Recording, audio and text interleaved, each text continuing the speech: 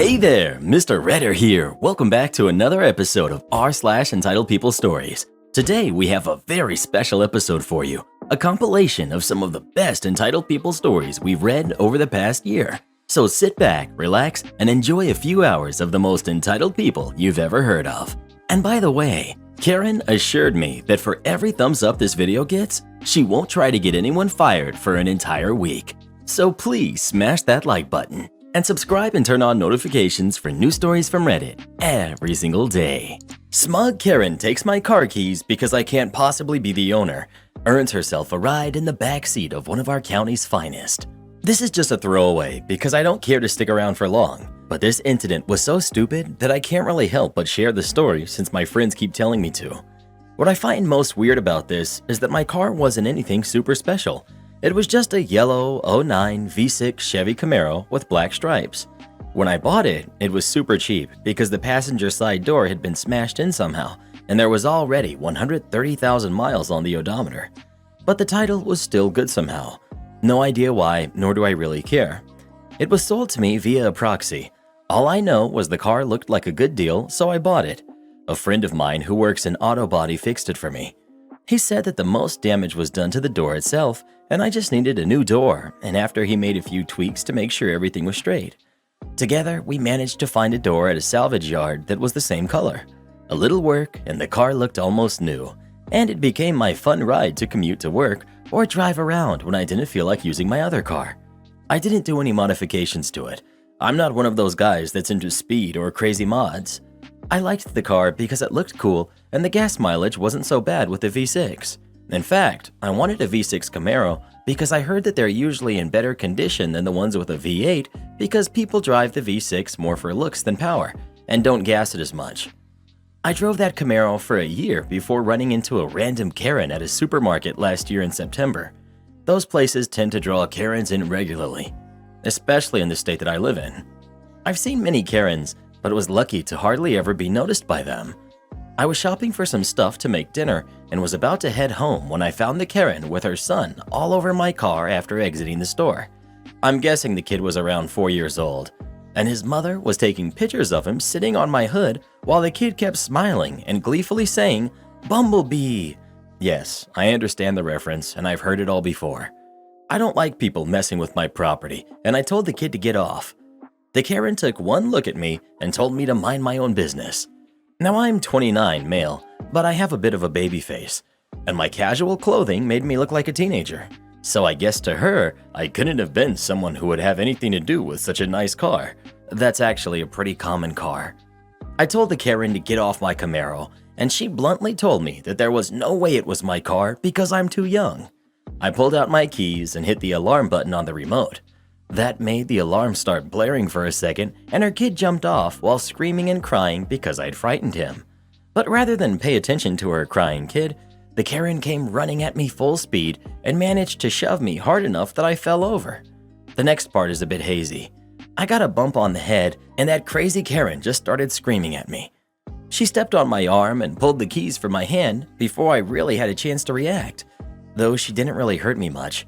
She was not very big, only around 5'2" or so, and a twig, while I'm over 6 feet and 170 pounds. When I got to my feet, she was comforting her crying kid and telling him that I was a mean person. I told her to return my keys, but she got hissy and said that there was no way the Camaro was mine. I again stated it was, and I would only give her one more chance to return my keys. She didn't. Instead, she handed them to her kid, who proceeded to start playing with the buttons on the remote and unlock the doors. I had enough and got my phone out to call the police. When the Karen saw I was on the phone, she started screaming and charging at me again. Though this time I easily dodged her and she nearly fell on the asphalt and screamed that I had attacked her. I never even touched her and said as much out loud. The 911 operator was listening to everything that was going on, and I quickly told her where we were while this insane woman was still screaming at me. And 2 cop cars had shown up before long. At this point, the Karen had locked herself in my car with her son and started the engine to run the AC. I explained everything to the police, and they knocked on the window of my Camaro to get the Karen to open it and give them her side of the story. She claimed the car to be hers and that I was just some stupid broke teenager that had tried to take it, then bragged that she had taken me down. The officer asked if that meant she had shoved me over, to which she bluntly said yes. I told the police to look in my glove compartment. In there was my insurance card and a copy of my registration, and they could compare the name on my license. When the Karen heard that, she got out of the car and finally admitted that it wasn't hers, but then said there was no way it could be mine, and that she just took the keys from me to find the real owner. That quickly earned her some shiny new bracelets, and she was screaming into the back of a police car. The parking lot had cameras, so it was easy to prove the attack, though I only really got scratches, a bruise on my arm where she had stepped on it, and a small bump on my head. After the Karen was taken back to the station, they found out that she was on something, which explains why she was so nuts. I, of course, pressed charges, though my testimony wasn't really needed since the police had both CCTV from the parking lot and the audio from my phone call. It turned out to be the Karen's third offense, and she got 2 years in prison. Oh, and her kid was taken from her. The whole incident made me rethink owning the Camaro because it had been a magnet for people that bothered me a lot, so I sold it. Basically, I got everything back I had into it anyway, so I broke even. I doubt I'll want to own another sports car again. Edit. I know that the Karen lost her son because of social media. I found out who she was and looked into her social media profile. She'd already blogged her woes, calling me a monster because the authorities took her kid over a little misunderstanding. I don't know about the rest of you, but if the authorities took the kid that fast, she was already on their watch list. And I know she was on something because it was mentioned in court. My testimony wasn't needed, but that didn't mean I wasn't there to watch. I took time off work just to go. She gave me a death glare when she was sentenced. Edit 2. Yes, people, there is an '09 Camaro. It was the first year of that generation, and the car that was actually used in the first Michael Bay Transformers movie. Edit 3. Seems I'm more mistaken than I thought. My memory is not that good since I sincerely thought my Camaro was an '09, but it was just actually bought in '09 and was listed as a 2010 since model years are always ahead of actual years. I gave my friend who worked on the car for me a call, and sure enough, he says it was a 2010, and even told me he thought it was weird I figured it was an '09. I'm so confused, but then again, some of the people I know couldn't even remember what year their car was half the time anyway, and I sold the car pretty much right after the Karen incident and tried to forget as much as possible. I feel like a complete idiot, so I'd at least like to thank everyone who called me out on that. I would also like to address one more thing. Many here are talking about how risky it was that I had a bump on the back of my head when the Karen knocked me over. You're not wrong that I probably should have gotten it looked into, but growing up, I was getting hurt with all the other kids all the time. Bumps on the head happened a lot, and we just powered through it. I guess I figured that day was no different. Those calling this story fake, I really don't blame you. It would sound fake to me if it didn't actually happen to me. It's actually stupid how often Karens make a fuss over other people's stuff, cars being one of them. I didn't even really want to post here, but my friends wouldn't leave me alone about wanting to post on Reddit since it happened. And seeing how many similar stories there are, I find that Karens trying to take other people's cars is entirely too common these days. I mean, before the whole Karen thing became a meme, I didn't hear of any of this crap happening at all, unless it was related to some sort of crime. It's almost like now that the internet has exposed them, Karens have just decided they didn't need to hide what they are anymore.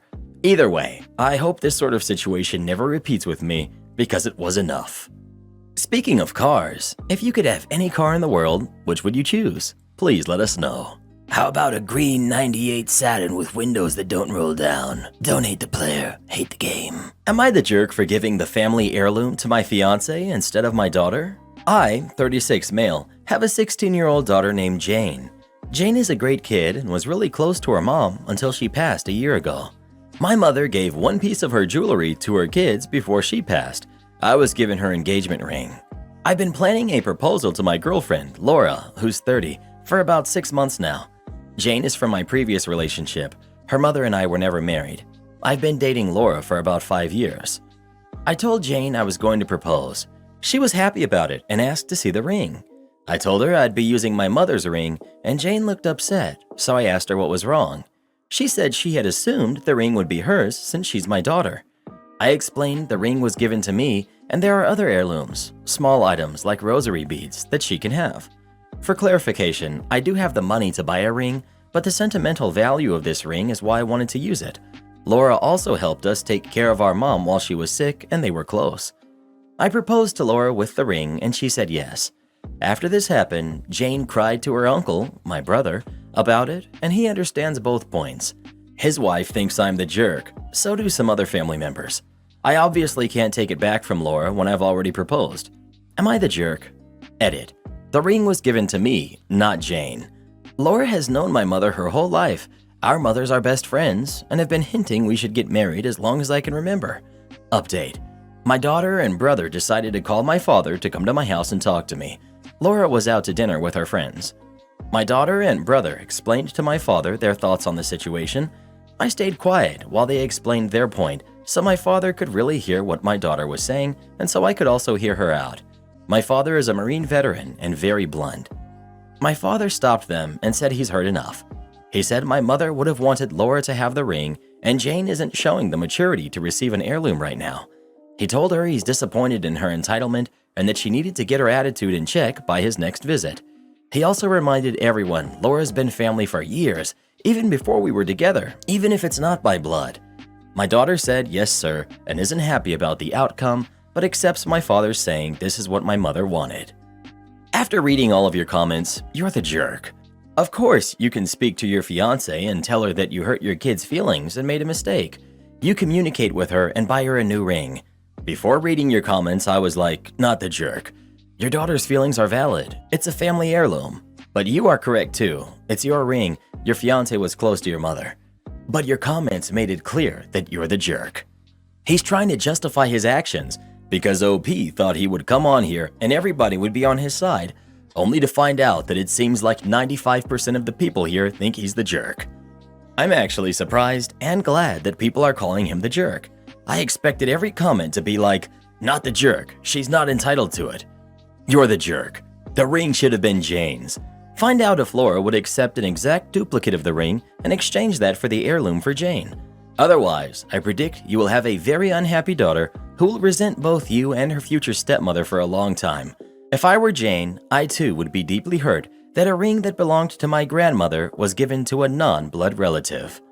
If the ring should have been Jane's, then her grandmother should have given it to Jane. But she didn't. She gave Jane something else and gave the ring to her son. Jane isn't entitled to something just because she wants it. You're the jerk. How does a 5-year relationship, mother of an SO, become more important than a 16-year bond with a grandma? Sentimental jewelry is typically passed down from generation to generation, and you basically skipped over your daughter. Doing this soon after your mother's passing makes you an even bigger jerk. There was no reason you couldn't have just bought her a different ring instead of one with sentimental value to your daughter. This decision has certainly injured your relationship with your daughter, perhaps beyond repair, as you've made sure she will resent you and your fiancé. Don't be surprised if in 2 years she moves out on her birthday and goes no contact with you. ETA. Just read your comments about planning to have more kids with your significant other. You have essentially picked your significant other of 5 years over your daughter and plan to have kids that will go on to inherit a piece of jewelry that means so much to your daughter.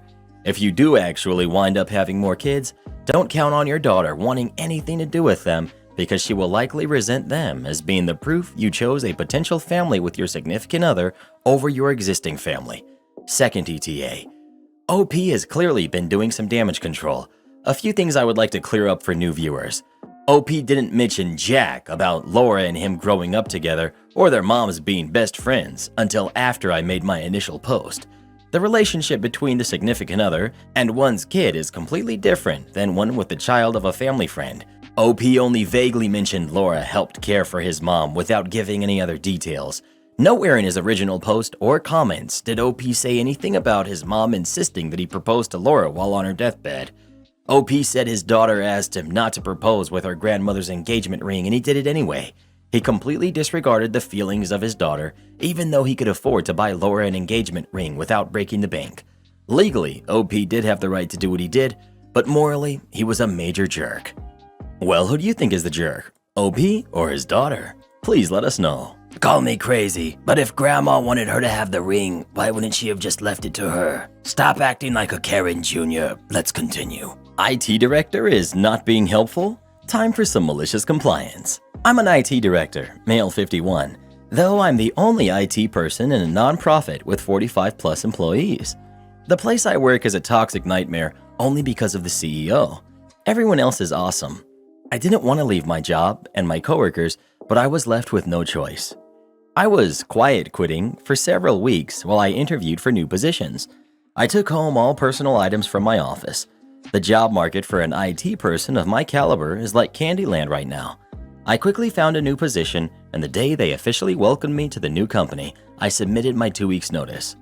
Granted, I had been considering giving no notice and leaving with a fire and brimstone approach, but I read a lot of articles about resignation letters and avoiding any negativity, so I backed off and just gave a boilerplate 2 weeks' notice resignation letter, nothing positive, nothing negative. A coworker who wears several hats was tapped to be the interim director. I met with that person and the COO to develop a transition plan to avoid as much chaos as possible. They mostly work in social media and marketing, but during lockdown, I had trained them to be an emergency IT replacement in case anything happened to me. Though they will be okay for a few weeks, they simply do not have the experience to do all of the things I do: network administration, systems administration, help desk, web development, app development, etc. I happen to be a unicorn of sorts, an IT generalist that has done it all. We met with the CEO in a cramped office to review the transition plan. We immediately stated that the interim IT director would not be able to do their old job while they're running IT. The CEO is a complete narcissist and deeply arrogant, while also being completely incompetent and lacking in the most basic IT skills. She immediately pushed back on the plan, as basically this was not her idea. She rejects everyone else's ideas 100% of the time. I tried to speak up and advocate for the COO and the interim IT director, as I've been doing the job for 5+ years, so I know the reality. There's no way they could possibly do IT and their old job. She literally wouldn't let me finish a sentence. She wanted to see a checklist of my job duties. There are literally hundreds of pages of documentation for my role, which is not really possible to summarize into a checklist. Everyone in the meeting had been emailed a disaster recovery/business continuity document that I wrote for my role. We referred her to the document that everyone else was looking at. She complained that it hadn't been printed out for her. M'lady, everyone else in the meeting had their laptops open with the document. I simply turned my laptop around and gently pushed it towards her. She flew off the handles. She wanted a printed copy. Also, she said, "You are not being helpful." I was literally in the meeting to be helpful. There are hyperlinks galore in this document, so a printed copy would be useless, but I tried to oblige by taking my laptop back and started to print it. Before I could finish, she was standing next to my chair and was saying, "Are you going to move?" I guess she was trying to get past me to go to the printer. I said, "I think what you meant to say was, 'excuse me,' as I scooted my chair forward. Not being helpful? You have no idea what that looks like from your IT guy." I said, "Okay, I'm done," and went back to my office, wrote a new resignation letter, went right back to the meeting and handed it in. Instead of leaving in 2 weeks, I will be leaving in 1 week. The CEO's jaw dropped to the floor. She was speechless. She just sputtered as I closed the door behind me. They already begged me to go back to 2 weeks' notice out of courtesy and professionalism. I just told them that courtesy and professionalism is a two-way street, and they hadn't earned it. I'm going to barely work for the last week. Instead of tying up loose ends, I'll just not quite get around to finishing stuff while I watch them scramble. Good luck installing new software or updates on all the computers that require an administrative password. Good luck handling the media coordinator who regularly creates network storms with his antiquated studio equipment. Good luck onboarding new staff with their accounts, passwords, and equipment needs. Good luck helping the CEO use her smartphone every day and helping her search for emails in her inbox with over 25,000 unread messages. Good luck with the security systems that I installed and maintained for 3 years. Good luck maintaining 10 websites, 7 of which I personally developed and maintained. I will just sit back and watch the show. Malicious compliance is now the main course in a delicious meal seasoned with the tears of a bitter and competent CEO. Am I the jerk for leaving my wife's house when she told me she owned it and not me? My wife is 35 and I, male, am 35. We've been together for 7 years and married for 5. My wife is the primary breadwinner in our house. We also have a 4-year-old daughter together who's more attached to me, an important part of our situation. My wife works at her dad's company and is usually gone to attend to all business work and is only at home max 2 weeks a month. I'm not much of a fan of it, but still support her career. As a result of her frequent absence, my daughter and I have formed a special bond with each other. A few months ago, my daughter made a drawing with just her and me, and I ended up putting it on my social media. When I put it on my social media, my wife was out of state, and when she saw it, she wasn't happy at all and called me and shouted at me, saying that I should have asked her to draw her in it too. I straight away told her she was overreacting and to please not spoil the mood. She continues to bring it up every few days. Well, yesterday in the morning, I told her, let's take our daughter to the mall, but she straight away said no, as she would be very tired because she had to go later at night to the airport and didn't want to travel anywhere right now. She had to leave post-midnight. She could have rested when we would have returned. I told her I'd take her alone and she could rest. While we were talking, she said that she works her butt off and I live at her house and will be bonding with her daughter, and that it's very unfair that I get to make more memories with our daughter while spending her hard-earned money. I left the house because she views me as someone who is with her for a house or her money. I don't make nearly as much as she does, but I still make enough. She makes around $300,000 and I make $105,000, which I don't think is a bad amount, but she still sees me as someone only interested in money. After she said that, I left and said it is her house, and as I am not welcome, I'm leaving and went to my parents' house. Now she's calling me, saying I'm being a jerk, I'm overreacting, and she's telling me to come back. Am I the jerk for leaving my wife's house when she told me she owns it and not me? Look, she made choices. This is the career path she wanted. Her relationship with your daughter is what she chose to make it, so that part of it, you're not the jerk. But this money business? Okay, does she normally make power plays like this? Granted, she's pulling in some serious green, but you're not doing badly either. Why this play for dominance? And why are you living in daddy's house when you're both making enough to buy a home of your own? Something is seriously wrong between the two of you, and I think your father-in-law has something to do with it.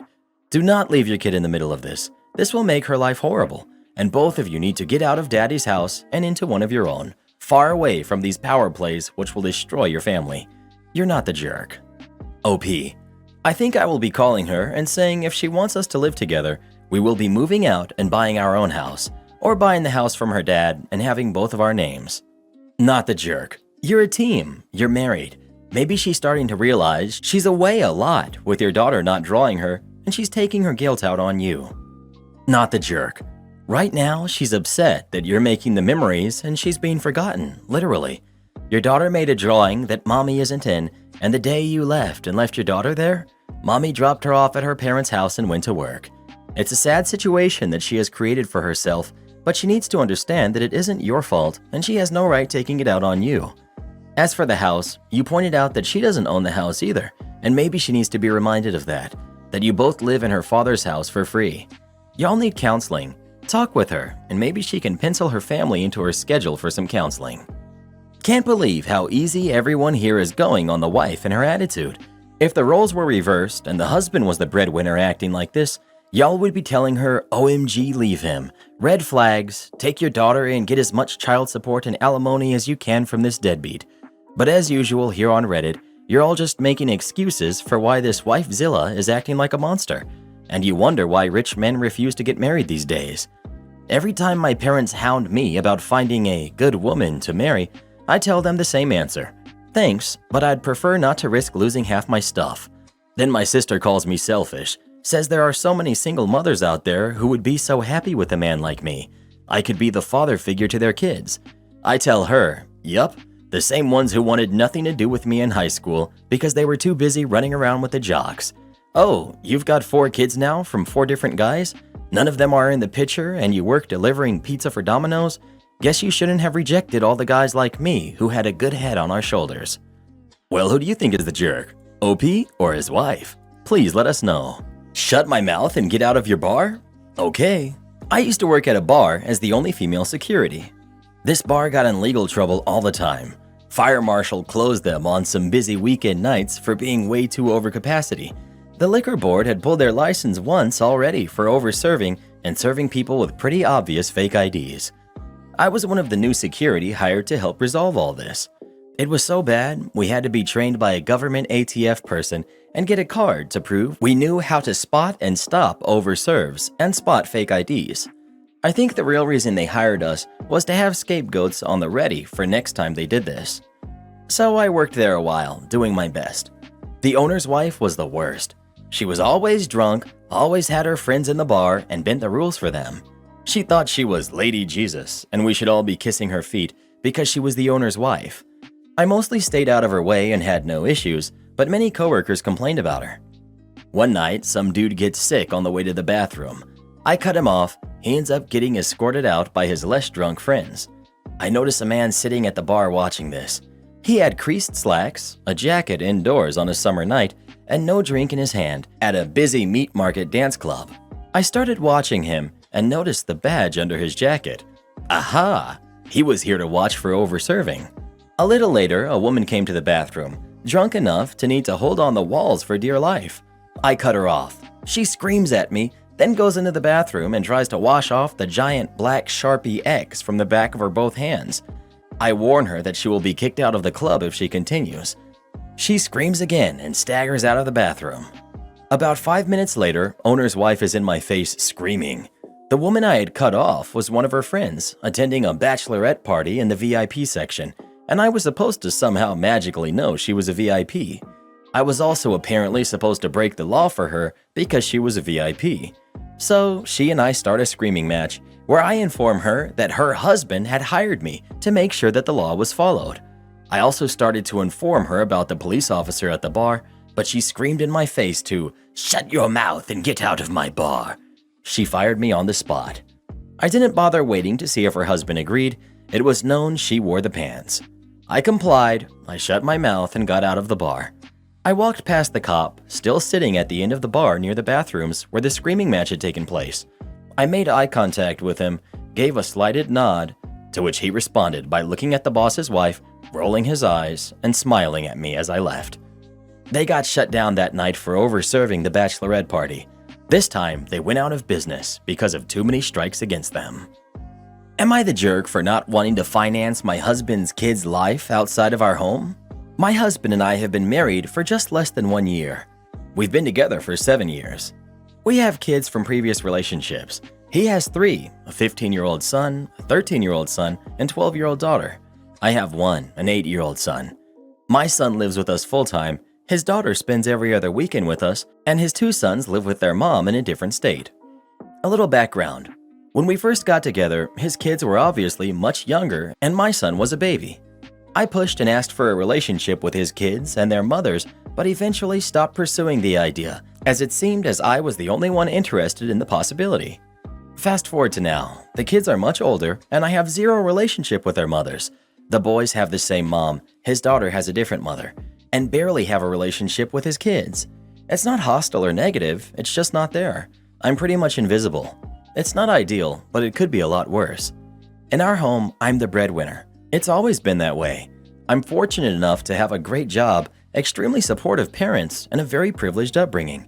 My paycheck pays 80% of our bills and all of our household living expenses, trips, and extras.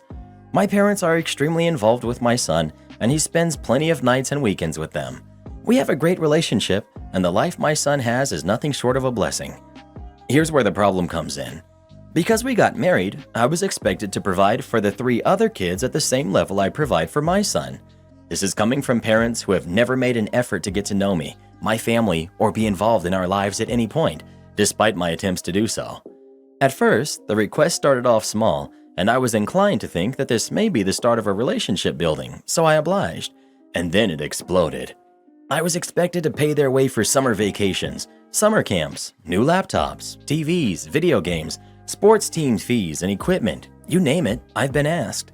I finally put my foot down as my family is planning a reunion trip, and I was expected to plan the dates around his kids' availability and finance the trip, about $1,300 each.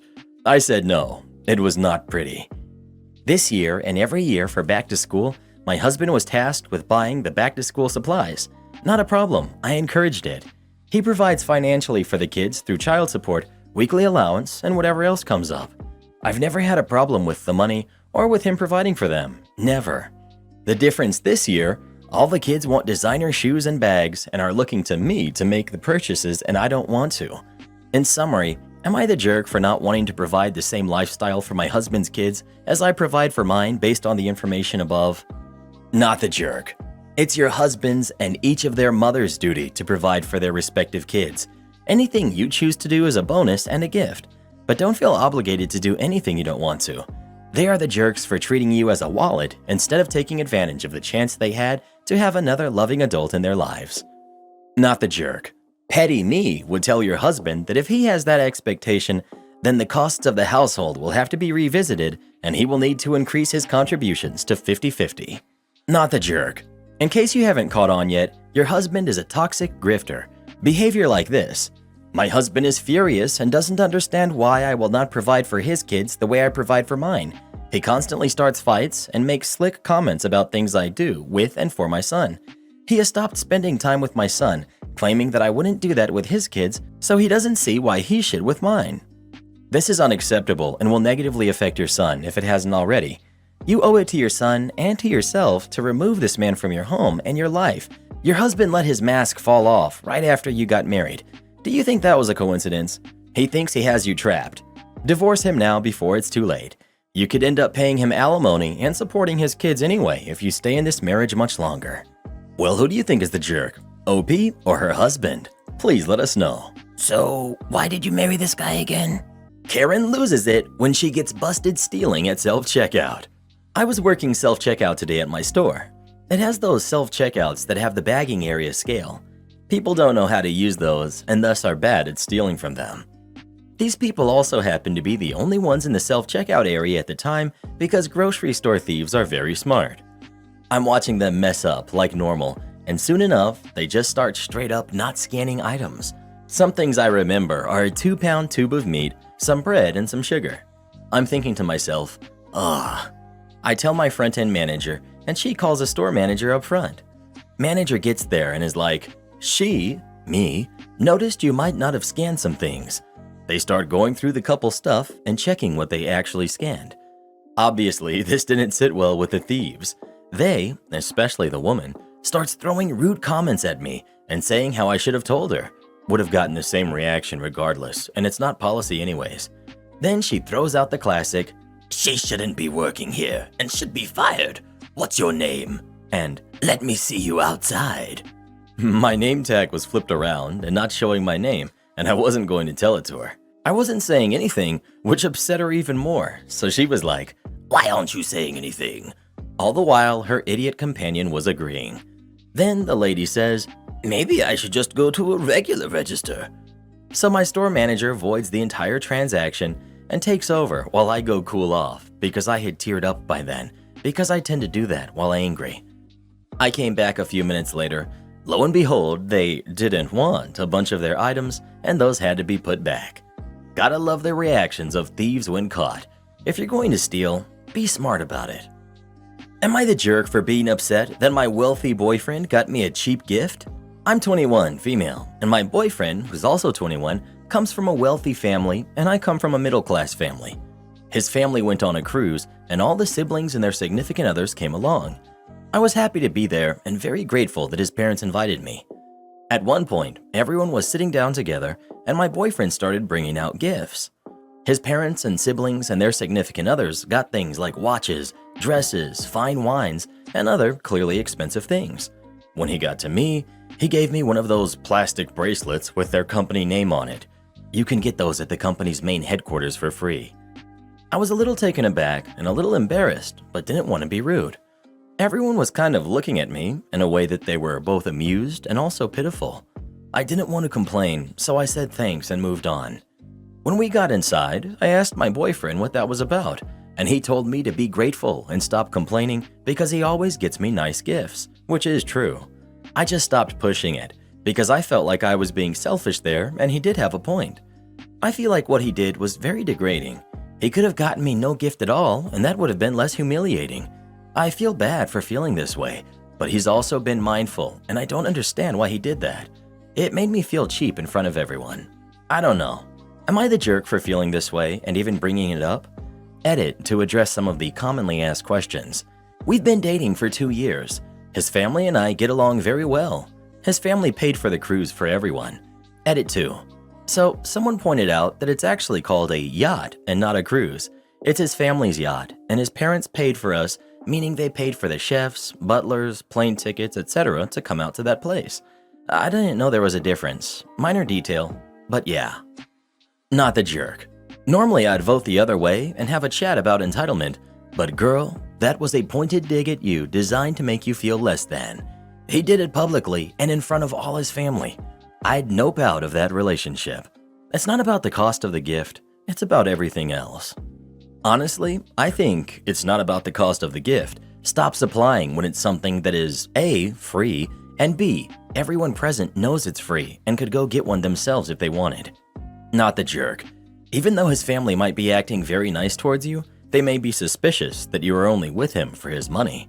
So this might have been a test and/or a way of him proving to them that you don't care about material things. Well, who do you think is the jerk?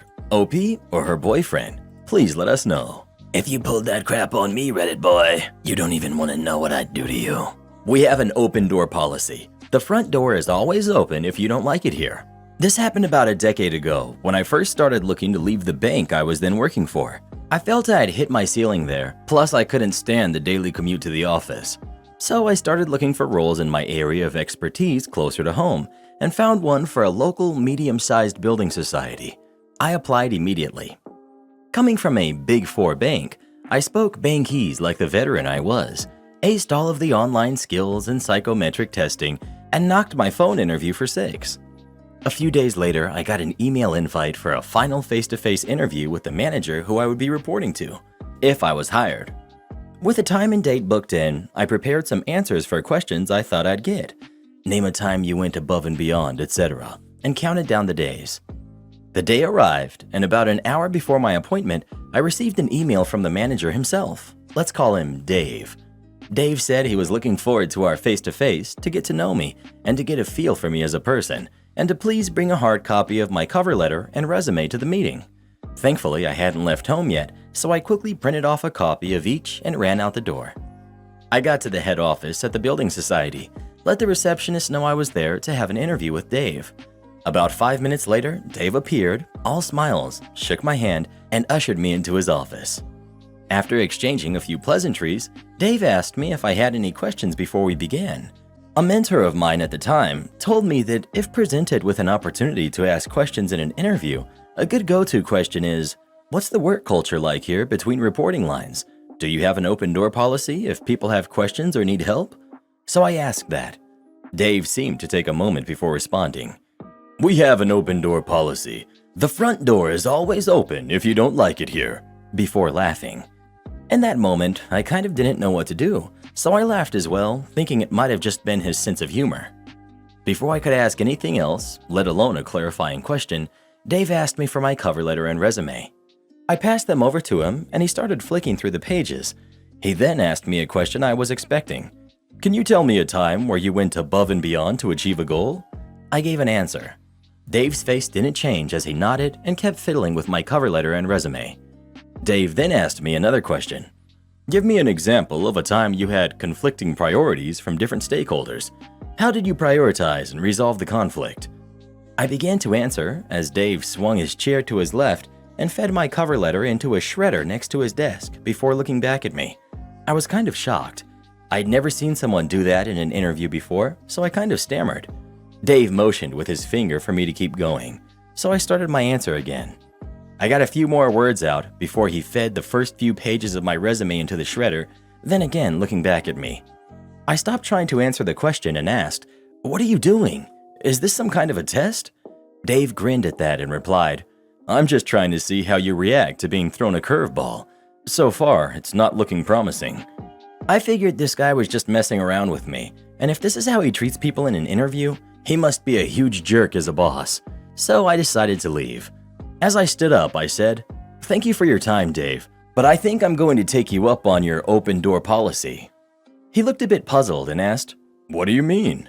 I replied, "I hear the front door is always open if I don't like it here," and then I left. A few days later, I asked my mentor what she thought of the interview. She said it sounded like he had been to some middle management corporate consultant retreat and was told that it was a good way to test people for resilience, but that sure seemed like a BS way to her, or he just enjoyed going on power trips. Either way, she said I did the best thing by walking out. Anyway, that's my long way to say I maliciously complied to directions to use the front door by Dave the manager. This is not on-call or overtime work? Okay. I was a programmer working to build up a new department where I was the only staff member other than my manager. My manager would talk to clients and I did everything else. I had about 40 clients with websites, getting information from 80-ish satellite communication sensor arrays with up-to-the-minute updates on those web pages, which I also built. I built a whole monitoring system to text or email me if there was an issue. As more clients came online, the notifications of systems being unresponsive or missing data retrieval windows became more frequent, and I had to often log in after hours to fix things. I was mostly doing this because I cared about my work and I knew we were still ironing out issues. When I would fix things after hours, my manager was very stingy and told me unless it was more than an hour of work at once, I should not get paid for that time. I told him that it was getting to be a lot of little intervals in the evenings and weekends, and I should be paid to be on call. He refused to discuss on call, and even the few times he did get some of the evening time paid out, it was my regular hourly rate, no extra pay for overtime.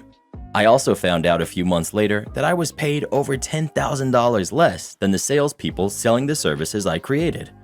So I confront my manager about the on-call and overtime again. I tell him that my time outside of work is being significantly affected by these after-hours issues and waking me and my partner up in the middle of the night, and that he needs to pay me to do on-call. I had done this for over a year now with literally no breaks. Well, it's not really on-call, he says. If something breaks in the evening, if I'm watching for it and then fixing it, what is that? I ask calmly. You just occasionally see if things are working and fix them if they're broken. But that's not on-call. That's just caring about your job while we get things working. We're not paying you for after-hours work, he says. Okay, I understand. That weekend, I turn off my phone since I'm not on-call. A system that my system relied on goes down, and all of my data flow stops. Everything comes crashing down. I turn on my phone Monday morning, and my phone tries to process over 1,100 text notifications and even more emails, and freezes. I get to work, and my manager's phone is ringing off the hook, and I can hear clients yelling at him on the phone. He's red like a tomato and freaking out. He demands to know what happened and why it has not been fixed yet. I reply, I don't know. I wasn't on call, and I walk out of his office to leave him with the angry clients. I quit a month later. Am I the jerk for flipping out on my fiance for canceling all of the vegan food options from our wedding food menu behind my back? My fiance, 31 male, and I, 25 female, are getting married soon. There wasn't much that we disagreed on during the wedding planning except for food. Me and my family are vegans, and there's so many reasons why we chose this lifestyle, and one of them being that we have a history of health issues. My fiance and his family are the complete opposite. They're huge meat eaters, which is fine by me, obviously. However, when deciding on the wedding food menu, I wanted to add 4 to 5 vegan options. My fiance and his mom objected, saying it was a waste of money over food that isn't real food. They also argued that this would be offensive to their guests and suggested my vegan options just be the good old salads and appetizers. His mom wanted cupcakes. I said no because for one, it's me and my family who's paying, and two, I want to make my guests feel welcomed and not treated as second-class citizens for being served salad. My fiance made a face and said, "Isn't that what vegans eat?" I refused to argue about it and said it was final. The other day, I found out that he had canceled all the vegan options, then took them off the menu completely and behind my back. I was seething. I called him at work, but he just kept hanging up on me. I went straight to his workplace and confronted him there and just flipped out on him. He was stunned to see me. He at first said it was his mom's idea, then told me to go home because I was making a scene at the office. The fight continued at home, and he defended himself by saying that I sort of made him resort to doing this after I kept brushing off his thoughts and input and refusing to accommodate his family. But there were plenty of meat options. Why can't I get 4 to 5 vegan options when I'm paying for it? He yelled that it was his wedding too, not my family's.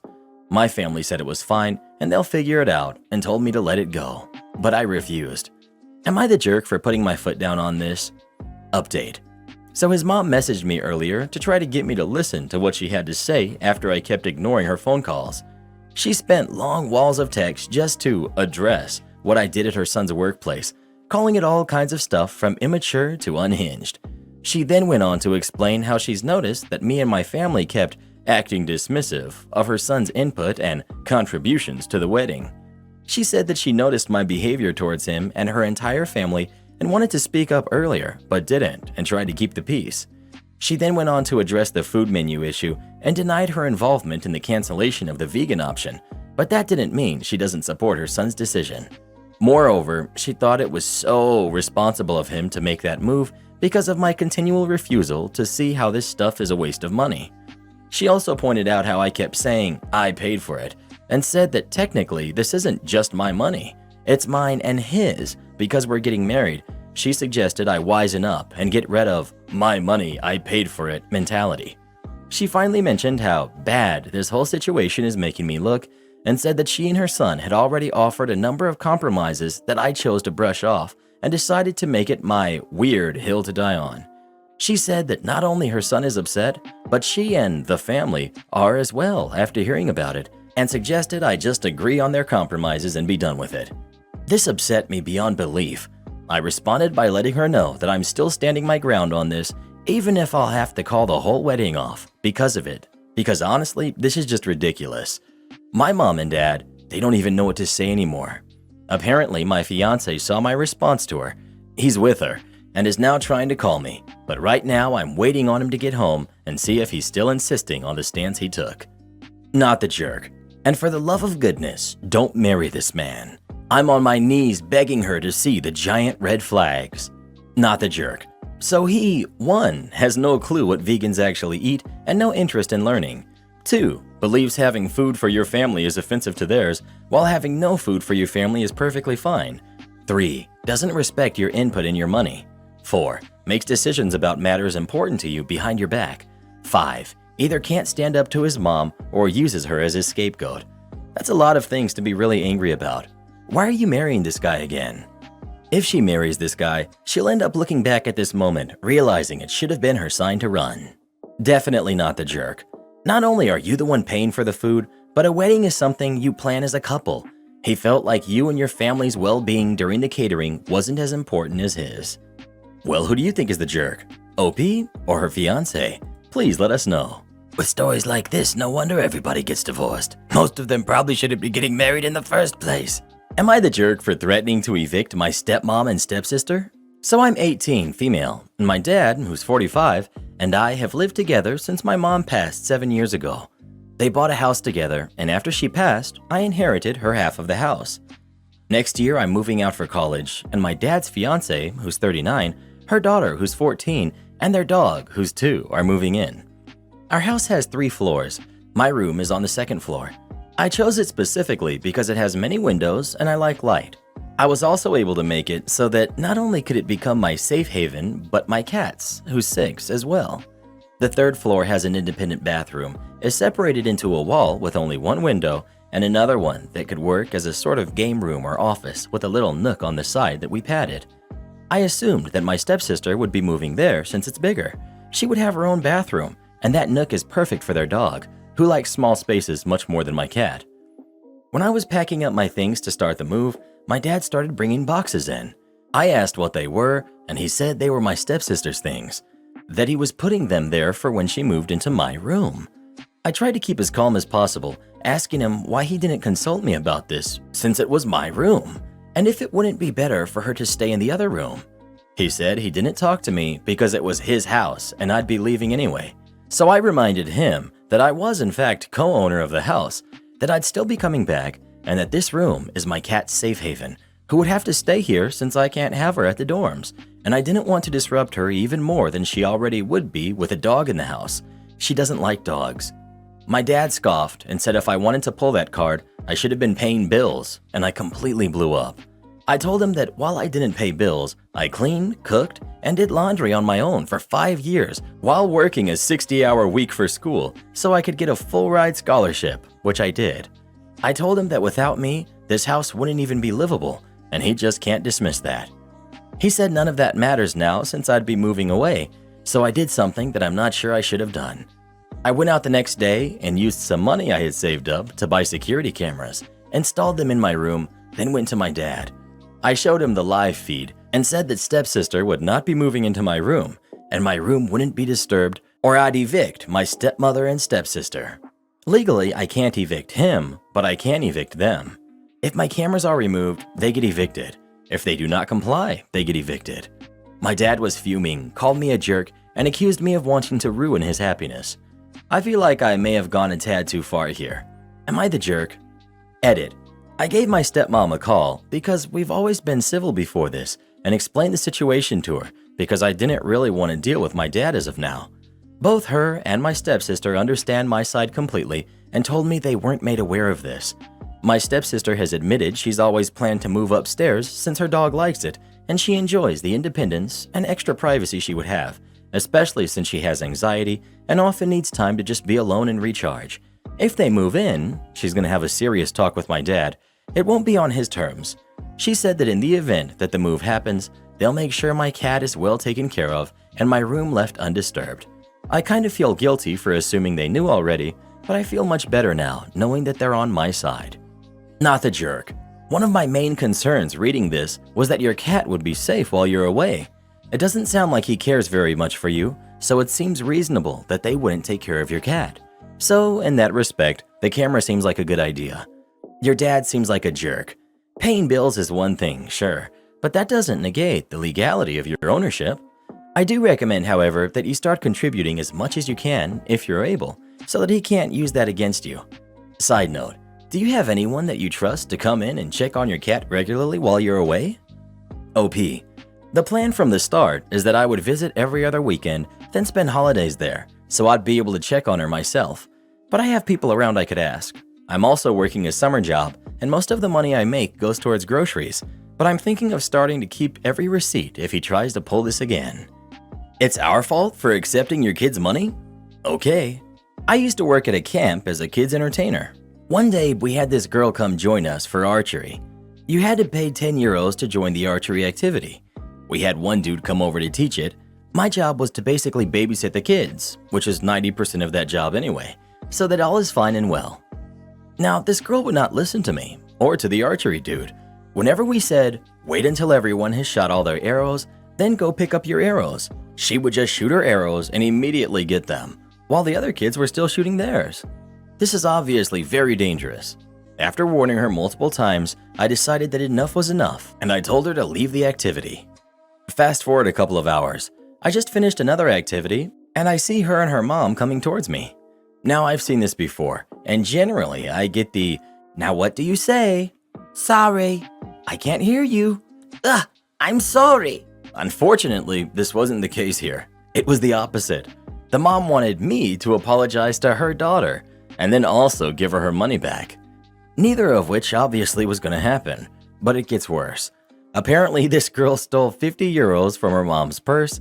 She decided to pay for her archery thing at the service desk, and with the leftover 40 euros, she went to the shop and bought 40 euros worth of candy. And the mom wasn't mad at her. She was mad at us for allowing her to buy that much candy and buy a ticket to the archery thing without her permission. It was all our fault. So we all came together and decided that if that was the case, she would not be allowed to do anything without her mom's permission. Going to buy some bread at the little shop in the morning? Better get your mom. Want to join the arts and craft hour? Not without your mom's permission. Want to pay a €1 deposit on a locker for the swimming pool? Nope. They quickly tried to backtrack, but we didn't.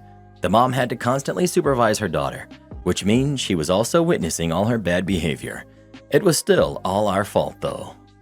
Am I the jerk for asking mother-in-law not to sit on my piano and kicking her out of the house when she yelled at me? My daughter, who's 7, is developing an interest in music, and I mentioned getting her lessons. Mother-in-law insisted that she should give her lessons, as anyone offering them on the internet was probably a loser. Mother-in-law has had a long career on and off Broadway, as well as writing and composing, and won multiple awards. But the thing is, she's crazy, and my kids don't even really like her. My husband pushed the idea because he's cheap, and mother-in-law was willing to do it for free. My daughter was okay with it because she did see mother-in-law perform live once and wants to be like her, though still doesn't really like her. So the day of the first lesson, mother-in-law got there 20 minutes late, said my house makes her claustrophobic, and then jumped up on my piano like it was a beanbag. I asked her to please be careful and she rolled her eyes.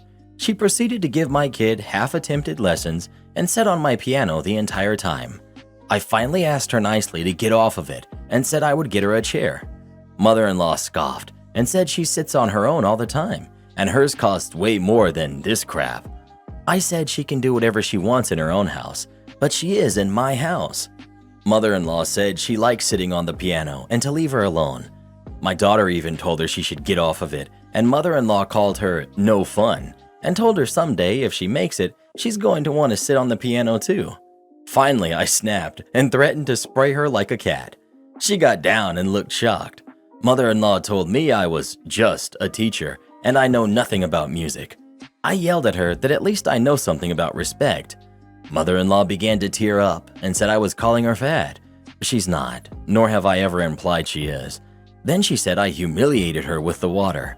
I finally told her to just leave, so she did, but she called father-in-law. Father-in-law called my husband and lost it on him for a solid 5 minutes. He also texted me that I'm disrespectful and ugly. Most people I've talked to are on my side, but my mom said I'm the jerk because people sit on pianos in movies, and obviously mother-in-law knows what she's doing, and I'm probably just jealous. My husband thought it was funny, but wants me to talk to her while I'm cooled down so she can continue the lessons. I'm going with not the jerk. You asked her to get down several times. She didn't. I thought telling her that you were going to spray her like a cat was a little much, but I mean, you warned her many times. She insulted you. You didn't insult her back. I think lessons should be canceled. Not the jerk. Mother-in-law is unhinged and insufferable. Please consider a professional in teaching your daughter. She was being disrespectful to you in your own home. I personally thought the spray thing was mild. I would have done it and told her to buzz off, but that's the pettiness of me. Not the jerk. You asked her not to sit on the piano, she refused, she insulted you, your home, your boundaries, your parenting, and got father-in-law to back her up with more insults. It's not about piano, it's about ego. And speaking as someone entrenched in the entertainment industry, a lot of performers are total narcissists. Mother-in-law fits the bill, and husband is too broken down by it to fight her, so he's fighting you instead, choosing the path of least resistance, because he's learned that the best way to keep mom happy is going with her insane flow. Well, who do you think is the jerk? OP or mother-in-law? Please let us know. I think mother-in-law sounds like a real trip, to be honest. I mean, I'd let her sit on my piano. I bet you would, Karen. I bet you would. Want me to rush the work? Okay, pay double and wait longer. Just some background info.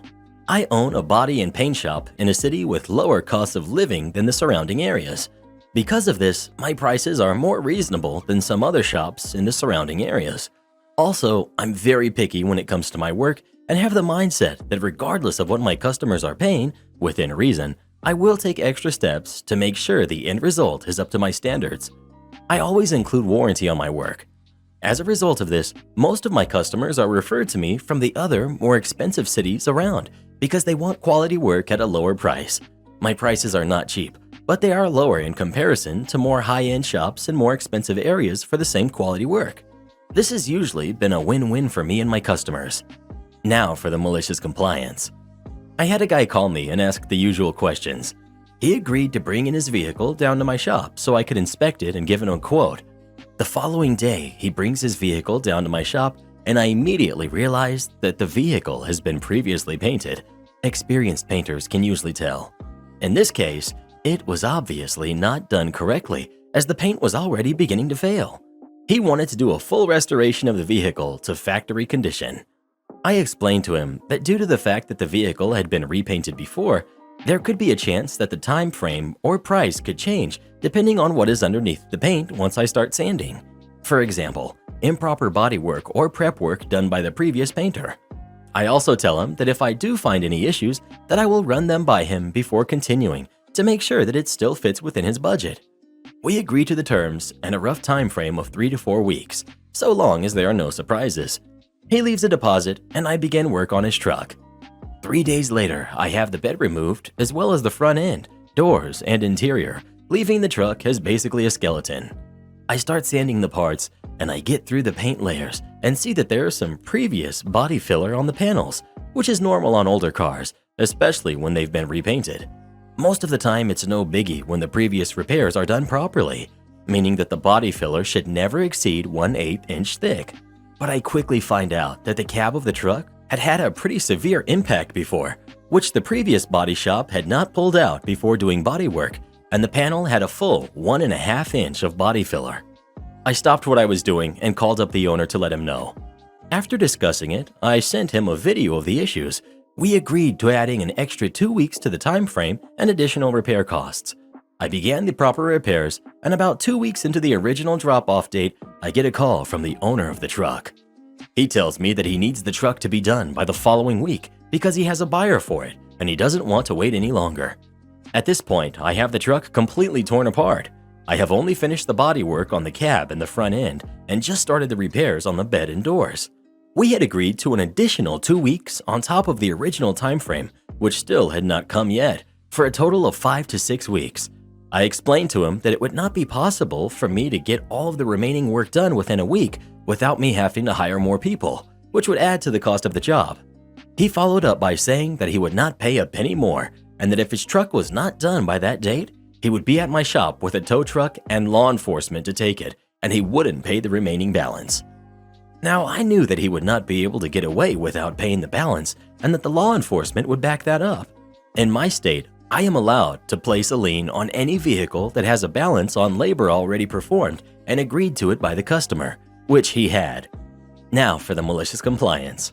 At this point, the customer has begun making threats and insults, so I tell him I would get the truck done on the conditions the warranty would be void, I would not be responsible for any previous work done to the truck that may fail, and the outstanding balance would be paid in full on the day of pickup, and the job would be considered complete.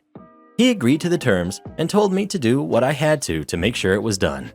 I proceeded to finish the repairs I had started, still doing them the way I should, but for the remaining parts, I simply sanded the paint a bit and proceeded to paint the truck. Sure enough, the paint showed issues immediately, but the truck was finished on time. The owner comes to pick up his truck and is livid at the results. He proceeded to call the police because he did not want to pay. The police arrive and I show them the paperwork he signed as well as all of the text messages backing up my explanation. The cops then tell him that unless he pays the balance, he would be forced to leave the truck and pay storage fees until it was paid. He reluctantly paid the balance and proceeded to take the truck to another shop, which the truck sat at for an additional 4 months. He had to pay almost double the price I was charging to have them redo some of the work. The parts I took my time on before the whole issue arose were left alone. Karen boss tried to use a joke I made to get me fired. I reverse Uno. About 15 years ago, I moved across a few states to where my wife was starting her new position as a professor at a local university. We had the first 3 of our 4 kids, and while I was going to mainly stay home to take care of them, I wanted at least a part-time job for extra money and whatnot. So I took a full-time position as a cook at a retirement home and care facility in the town we'd moved to. I have a culinary degree and years of experience working in small kitchens, hotels, and a previous university kitchen. This was a very small kitchen and had a lot of the hand-me-down practices that have managed to avoid professionalism and efficiency. Basically, whoever ran the kitchen just did what they felt like doing if they thought it made sense. The current head of dietary, who actually hired me, had years of experience, but she was retiring and her position was being taken by a kitchen staff member who was brought into the kitchen from being a housekeeper. She had very little training and no certifications, but was taking the courses as she started the position on the facility's dime. At first, it was very friendly and casual. We all got along fair enough. It was my new supervisor boss. We had me, we had the main cook, Queen, who had plenty of experience in small-town kitchens, and the next truck driver, King, who had no experience, but could follow directions and sort out, assemble, the meals as directed. Our facility director, Big Boss, ran the entire place and all departments. I had a habit of maintaining a professional demeanor wherever I worked until I could test the atmosphere and relax into whatever environment it turned out to be. I learned from this incident not to do that and always maintain a professional face at work no matter how relaxed it is because of this incident.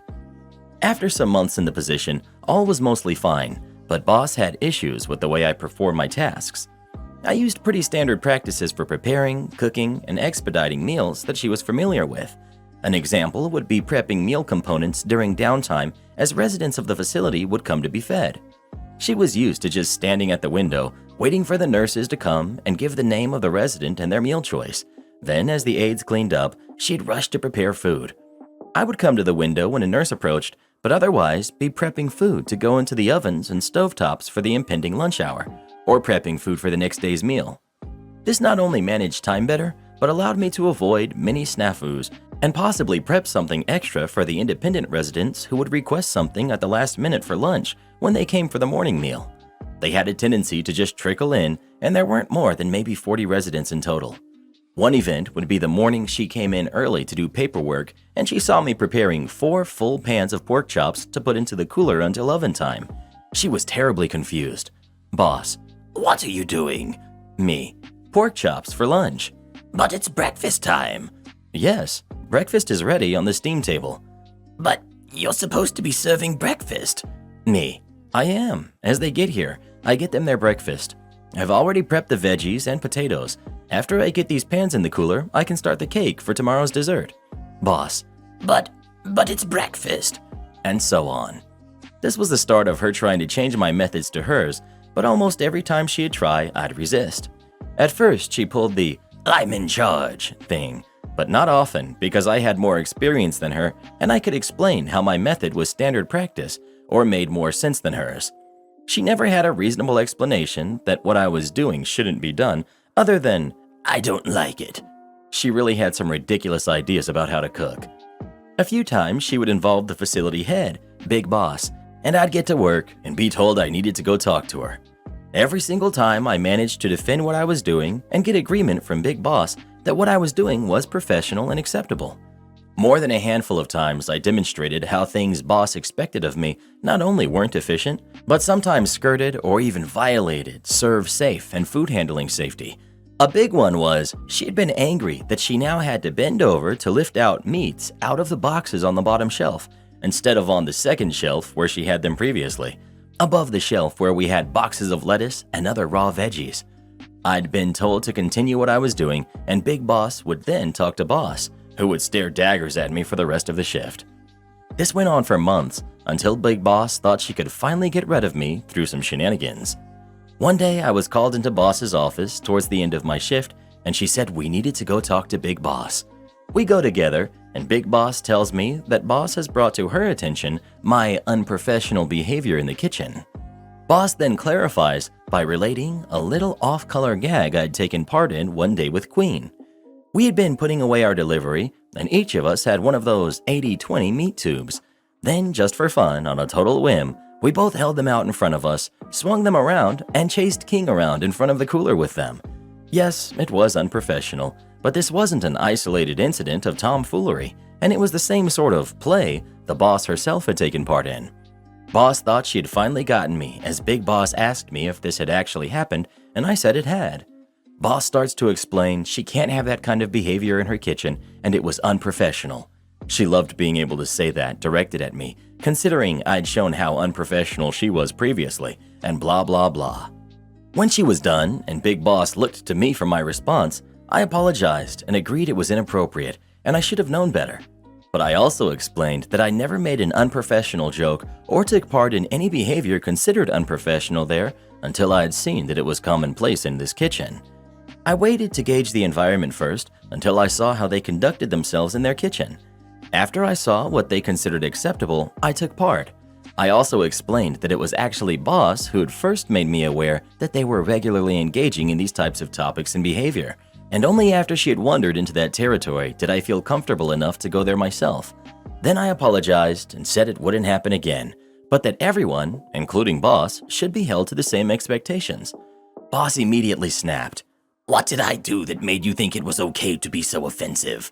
Which was a huge mistake. Me: "Boss, who's Henry?"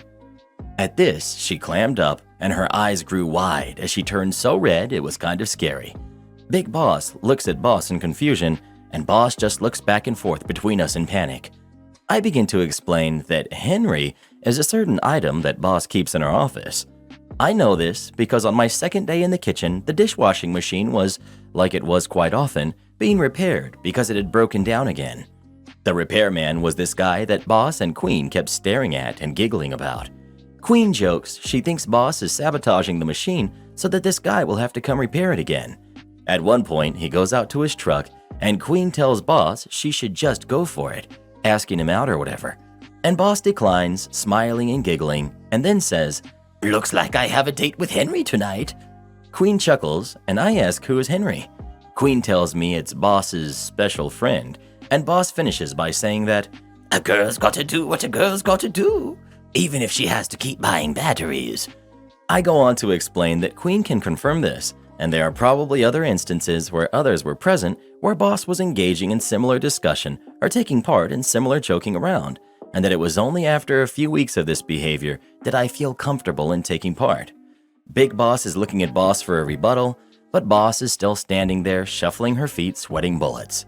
Big Boss then thanks me for being frank, and that from this point forward, none of that behavior is acceptable from anyone, and excuses me to finish my shift as Boss stays behind to presumably get yelled at.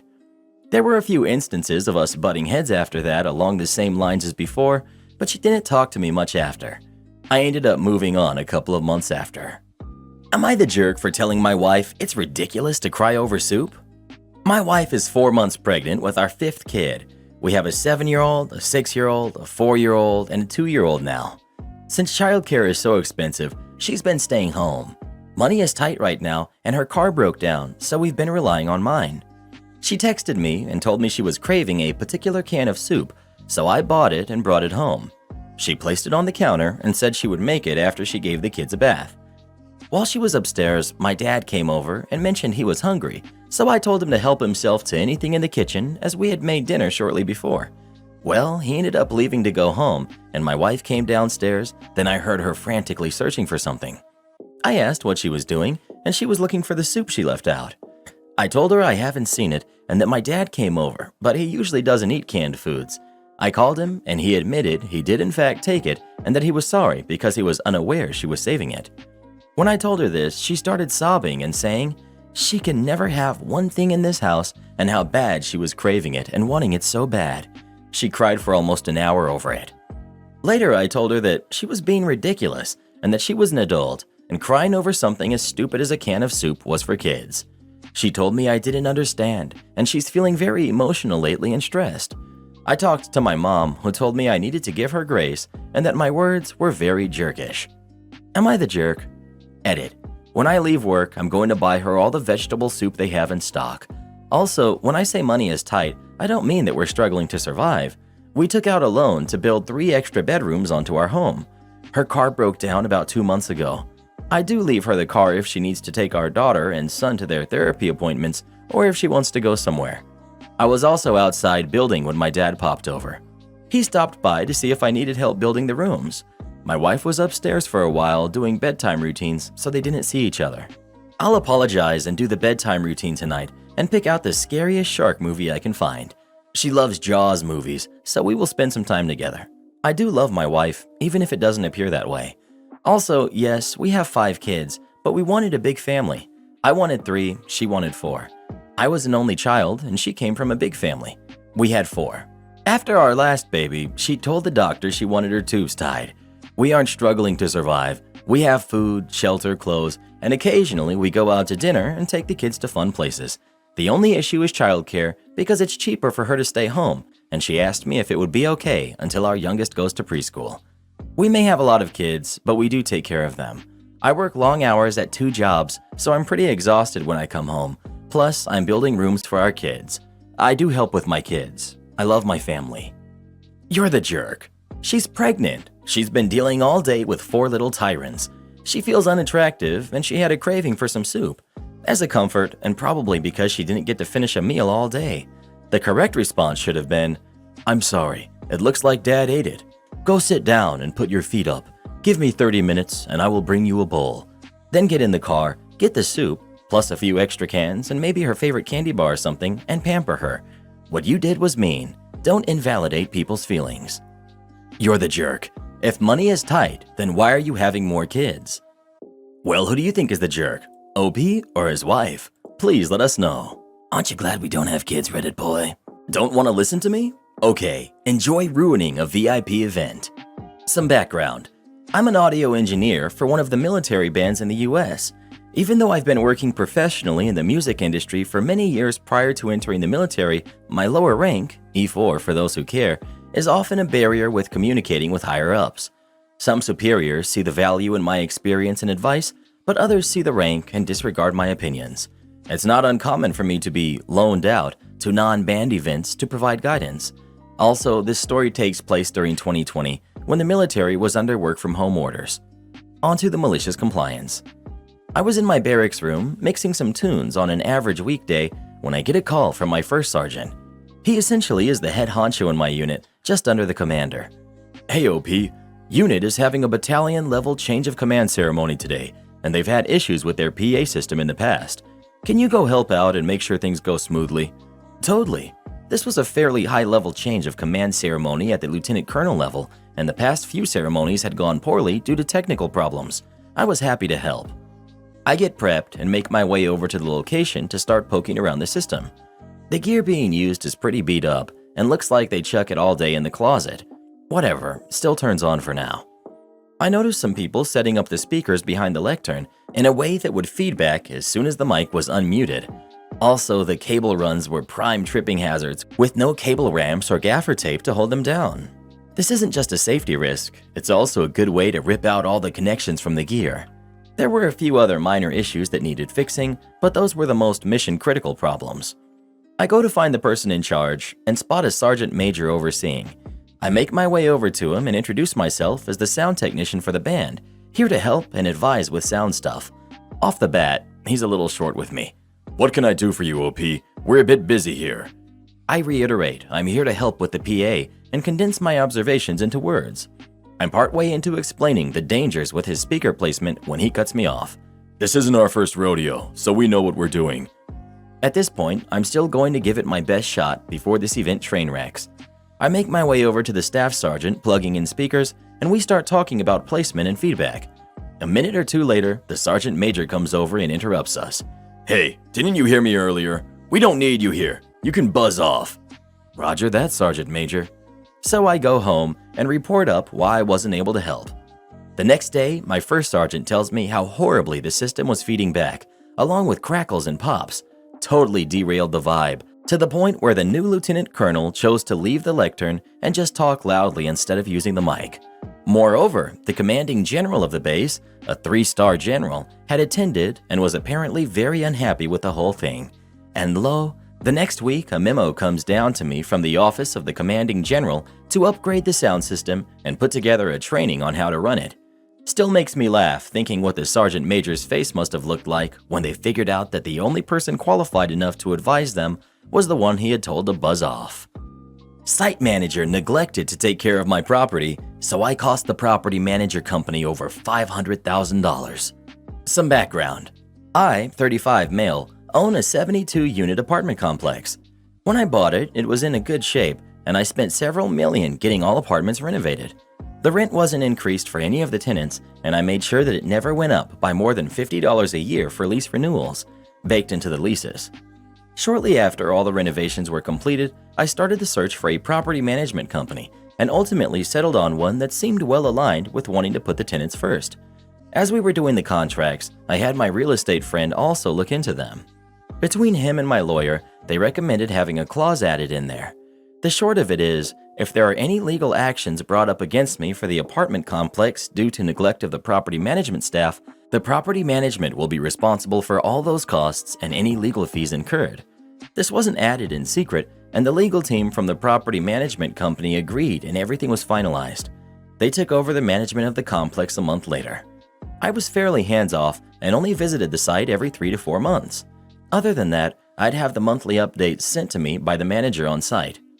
A few months ago, I found out that a couple of the apartments had been left in severe shambles after the tenants moved out, and the cleaning crew we had took care of it. I didn't find out until after the fact that it was not completely accurate, because one of the apartments apparently had a bad roach infestation in the storage closet outside the apartment. After the new tenants moved into that apartment, they brought up the issue to the site manager. In the monthly reporting, the site manager claimed that maintenance staff tried to address it with traps and bug bombs. I didn't think too much of it and left it at that. Next month, the same thing. And the third month, after receiving the monthly report, I called the site manager stating that there's a reoccurring issue and I wanted it taken care of professionally at that point. The month's rent was waived for the tenants in that apartment, and they were put up at a hotel for a week while the issue was to be addressed. Once they returned to their apartment is when the issue started. The site manager, either by mistake or by negligence, didn't communicate with the exterminators the extent or the location of the infestation. Instead of the storage closet, the apartment was fumigated, and after that, the roaches made their way into other apartments in the same building and the nearest building, and the problem got so much worse. The same option was given to all the tenants in that building, waiving the month's rent or putting them in a hotel for a week while the issue was addressed. They all took that offer up. However, one of the tenants decided to take legal action. While I wasn't happy about it, I understood where they were coming from, having their lives disrupted by something that should have been addressed properly to start.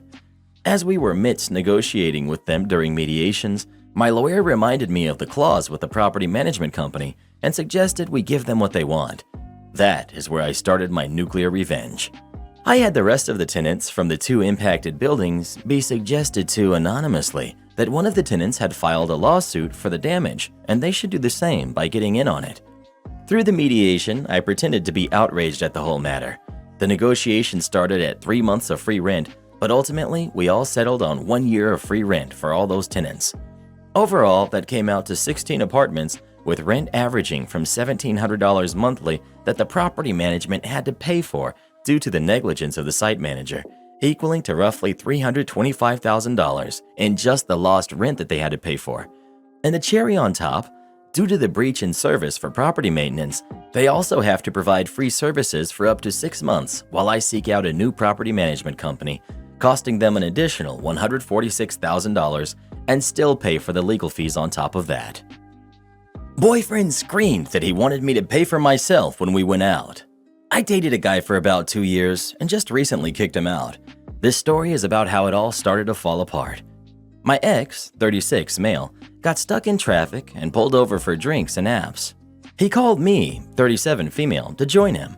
I didn't like the place he chose, but he's my significant other, so I went along to get along. I had 2 beers as we sat and chatted with another couple. When the check came, he said, "Oh, thanks, babe," and slid it over to me. He had had dinner plus 4 or 5 drinks. Since I'm still financially recovering from supporting him and his kids all of last year when he was out of work, I offered to send him the money for my 2 beers, but that I didn't feel I needed to pay for his stuff since I had been footing the bill for everything for a year. Plus, we only went out once every 6 weeks or so, and it was usually to his favorite Mexican place or some chain restaurant. Lower middle class fancy. He makes 6 figures, but was somehow always broke, so I paid for most stuff, even though I make half as much as him. He threw down his card and proceeded to ignore me angrily. Because we were in separate vehicles, I pulled out first. Driving over to the bridge, he pulled up next to me, screaming out his window, "You better send me that money," and then sped past me. I was an anxious, shaking mess all the way home. When I got there, we had a huge argument, culminating in me telling him that from now on, we would only be paying for what we used and no longer for each other. That way, it was guaranteed to be fair. I sent him the $14. Fast forward a week when I get groceries and tell him he owes 3/4 of the total bill since his kids would be with us that weekend and I'm not paying for them. Order takeout and pay for my meal, then charge him for his portion and half of the fees and taxes and tip. If the kids needed something new, I usually bought whatever it was for them. No more. Now I'm sending him bills. I usually put my dirty dishes in the dishwasher and he piled his and the kids in the sink. I used to wash everything, but with this new house rule, I told him he needed to clean up after himself and his kids, as I was neither the nanny nor the housekeeper. I stopped doing our laundry and started doing my laundry, which prompted him to start spending money on wash and fold services to keep up with the mountain of dirty stuff he and his kids had. The list goes on, but you get the idea. Fast forward a couple of weeks, and he blows up at me for making him take care of himself and his kids, and me only taking care of myself. I just let him rant and rave, and then told him he owed me rent and utilities. If only he would have just paid for my 2 beers, he could have continued saving himself hundreds of dollars a month, having a nanny, housekeeper, laundry service, etc. And now he lives with his dad. Am I the jerk? Roommate is furious I got a camera for my bedroom. I, 25 female, and my roommate, 23 female, have been arguing for a few days because I got a camera for my bedroom. About a week ago, I went on a trip to Florida to help my friend get settled who just moved there. I put a camera up in my room so I could check on things while I'm gone. For context, I live in a horrible neighborhood that's had a ton of crime this year. My roommate saw the camera before I left and didn't say anything about it. A few days into my trip, I check my camera and see a video of her walking straight into my room and putting the camera down so I can only see the ceiling. I call her and ask why she put it down and if she can put it back up. She hangs up on me and doesn't reply to any of my texts. A few hours later, she puts my camera back up. I call her that night and she's mad, saying I was interrupting a work call and that she didn't feel good. I told her I was sorry for interrupting her call, and if she would have told me that she was on a work call before she hung up abruptly, I wouldn't have been texting her. She also said she was mad I was using a shared camera in my room, which I understood, even though she never uses it anyways. So I ordered my own little camera for my room. When it came in the mail, she seemed very weird about it and was asking me to tell her if I have it on in my room. I'm starting to think she's doing something in my room when I'm not here because she's so concerned about my camera. I told her I would never put a camera in a shared space, and I wouldn't care if she got one in her room, and gave her multiple reasons why I wanted a camera in my room. That night, I leave to spend the night at a friend's house, and on my way out, she asks me if my camera is up. I tell her yes, and she starts freaking out on me, blowing my phone up with texts and calls, asking if it records sound, and just being super sketchy. She's trying to turn it around on me, saying I don't trust her, and I'm lying about the reasons for my camera. At first, the camera had nothing to do with her, and it was just to make me feel safer in my own room.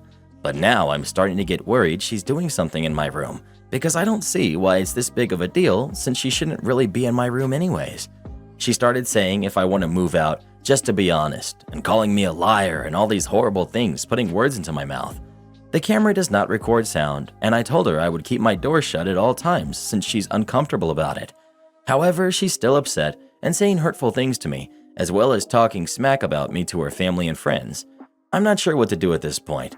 I honestly didn't really care about having the camera at first, but after seeing her reaction to me having it in my room, I feel I really do need it. Am I the jerk? Not the jerk. Girl, buy a lock for your door. And get a nanny cam, but get it delivered to somewhere else so she doesn't know about it, and put it up in your room secretly, OP. Yeah, that's what I was thinking. Take the visible camera down, but put up a hidden one. Roommate is definitely doing something sketchy in OP's room, and OP deserves to know. Am I the jerk for spending my estranged father's money? My dad and I had a very bad, toxic relationship. When I, 31 female, was 20, I told him that I never wanted to have contact with him again. I haven't spoken to him since. He passed unexpectedly a few months ago at the age of 56. My dad was always a bit of a slacker, and it turns out he slacked off in writing his will and managing his post-mortem finance plans. Basically, I was listed as the only inheritor of almost all of his stuff. I had no idea about this until he passed, but I probably wasn't supposed to get all of his money because he made it clear that he despised me. My dad had a very close relationship with his brother, my uncle, and his niece, my cousin who's 24. Apparently, he had made comments to them about how they were his only family. Someday his nice house would be theirs, and so on. When my dad passed, my cousin reached out to me and explained that there had been a mistake in his legal situation, and his money was supposed to go to them. She showed me tons of pictures on her phone of her family spending time with him as proof that they had a closer relationship. Admittedly, the money should have gone to them, but it didn't. It went to me. So I told my cousin that it wasn't my fault the money had come to me, and I wasn't about to give her any of it just because she was buddies with my cruel dad. I've already made plans for how I want to spend a significant portion of the money. I've paid off my student loans, I'm going to buy a house, and I bought a new car. Nothing too fancy, just something nice. My cousin texted me recently telling me that I was vile for spending the money of a man I hated, a man she loved. I told her that I was sorry for her loss, but it was rightfully my money. I don't feel bad for spending a cent of it. I've talked to plenty of lawyers, and the money is legally mine. But morally, I do think I might be the jerk for spending money that belonged to someone I was estranged from. So, I wanted to ask here, am I the jerk? Not the jerk. He had plenty of time to make other arrangements and didn't. Sounds to me like they kept in touch with him because he had money to leave. Enjoy the money, it will give you the security your father didn't. Not the jerk. The money is yours, spend it wisely. Also, cut contact with them. Only speak through a lawyer and make them make the first move. Any decent lawyer will tell them they have no case at all. Not the jerk. This was on your father. You could make an argument that you are his actual daughter, and it's right for you to inherit based on that, and your cousin could make an argument saying she was closer to him. However, the argument is moot, because the one listed to inherit was you. That's what counts. She has no way of knowing whether, despite everything, that was his intention anyway, and the reason she and you don't know that is because he didn't take the time to make his intentions clear, if in fact he did want anything to be done in a non-standard way. I'm sorry, but the seats are first come, first serve. My family recently took our summer vacation touring several national parks in the western US. One of these parks offered a covered wagon ride out to a remote location where they would serve up an Old West cowboy dinner. I thought to myself that this would be so great. My family will love this. I made reservations for our family of 4 to eat like the cowboys of the Old West did. As we drove out to the stable, we noticed the skies were getting gray. We parked and checked in along with 100-ish other hungry diners. We asked the person at the window about the rain policy, and they said that they run rain or shine. The wagons are covered, and they have a covered pavilion to eat your authentic cowboy meal under. There you have it. Let's go. We gathered some rain gear from the truck and moved to the gathering point. They have several covered wagons parked in a row to make the trip. It starts to rain even before we get to board the wagons. It's all good. We have our rain gear on. We eventually board one of the last wagons and head out to our destination as a wagon ride. We take in the sights as it starts raining harder. After about 30-minute ride to the pavilion, we offload and make a dash for the pavilion. But hold up! The dinner bell starts to ring just as we're going to the serving area, so we detour in there and grab our dinner plates. My mouth is watering as we head to the pavilion where the picnic tables are. Well, wouldn't you know it, there aren't enough tables for all the guests to eat under cover. All the first wagon riders had someone put their dibs on the tables, even though they're going to have to wait several minutes for the people to return with their food. We round to the few tables and people won't budge. These seats are taken. There was a staff member who saw this and politely asked if anybody could move. Not a single table would make room. The staff member turned to us and said, "I'm sorry, but the seats are first come, first serve." So we take our half-soggy steak dinners out to a table that's under a tree and try and wolf it down. We were eating what we could before the meal became totally soaked. Then I spied the fire pit where the staff was huddled on one side trying to keep warm and serving up cowboy coffee. So we moved over to the stumps circling the fire pit to get warmer and finish our soggy dinners. We purposely spread out as to effectively block the entire side that wasn't being used by the staff. Cue the malicious compliance. It had stopped raining by now. The other guests started to filter out from under the pavilion to get warm around the fire. I hear people behind us whispering amongst themselves that they can't feel the fire that far back. I start commenting to my significant other how warm the fire is and how the cowboy coffee really warms you up quick. A few more minutes go by and I hear one person passively aggressively asking if the people up front are going to move to allow other people to get warm. I tell my significant other that was too bad that nobody made room under the covered area for us to eat, so we are going to enjoy our first come, first serve seats by the fire until it's time to get back on the wagons. Karma can be a real jerk sometimes. My Karen wife is demanding my daughter share her college fund with her stepsister. I'm married to Ashley. Our girls from previous relationships are both 17. My ex-wife was Sam. She and I were never a great couple, but we were great friends and great parents and co-parents, so we stayed very close after the divorce. I was aware she had started saving for our daughter's future education. We had reached somewhat of a compromise on how to handle that. I did most of the spending on her adolescent activities and extras, so all her extracurricular activities, hobbies, and for the most part, gifts that we shared, while she saved for the future in an effective way. I never knew how much was in the account until 2 years ago when my ex passed. It was then I learned she had saved a hefty amount and that aside from allowing for her funeral expenses, she had left money for our daughter to use as she saw fit outside of the college money. Ashley and I married 7 years ago, and at the time we had discussed money for the girls, etc. I explained that I was not saving, but my ex-wife was. She had not started anything for her daughter at that point, and her ex was not saving either. So we started to put a little by when we could, but we were never able to save huge chunks at a time. After Sam passed, money became a much larger issue. Ashley was upset to learn my daughter had a considerable amount more than my stepdaughter for college and that she had money to spare. It only became a bigger deal this past May. My daughter told me she had decided to do community college in her mom's hometown so she could be close to her grandparents for a while and could still follow her dreams. Ashley then brought up how some of that money could go to my stepdaughter.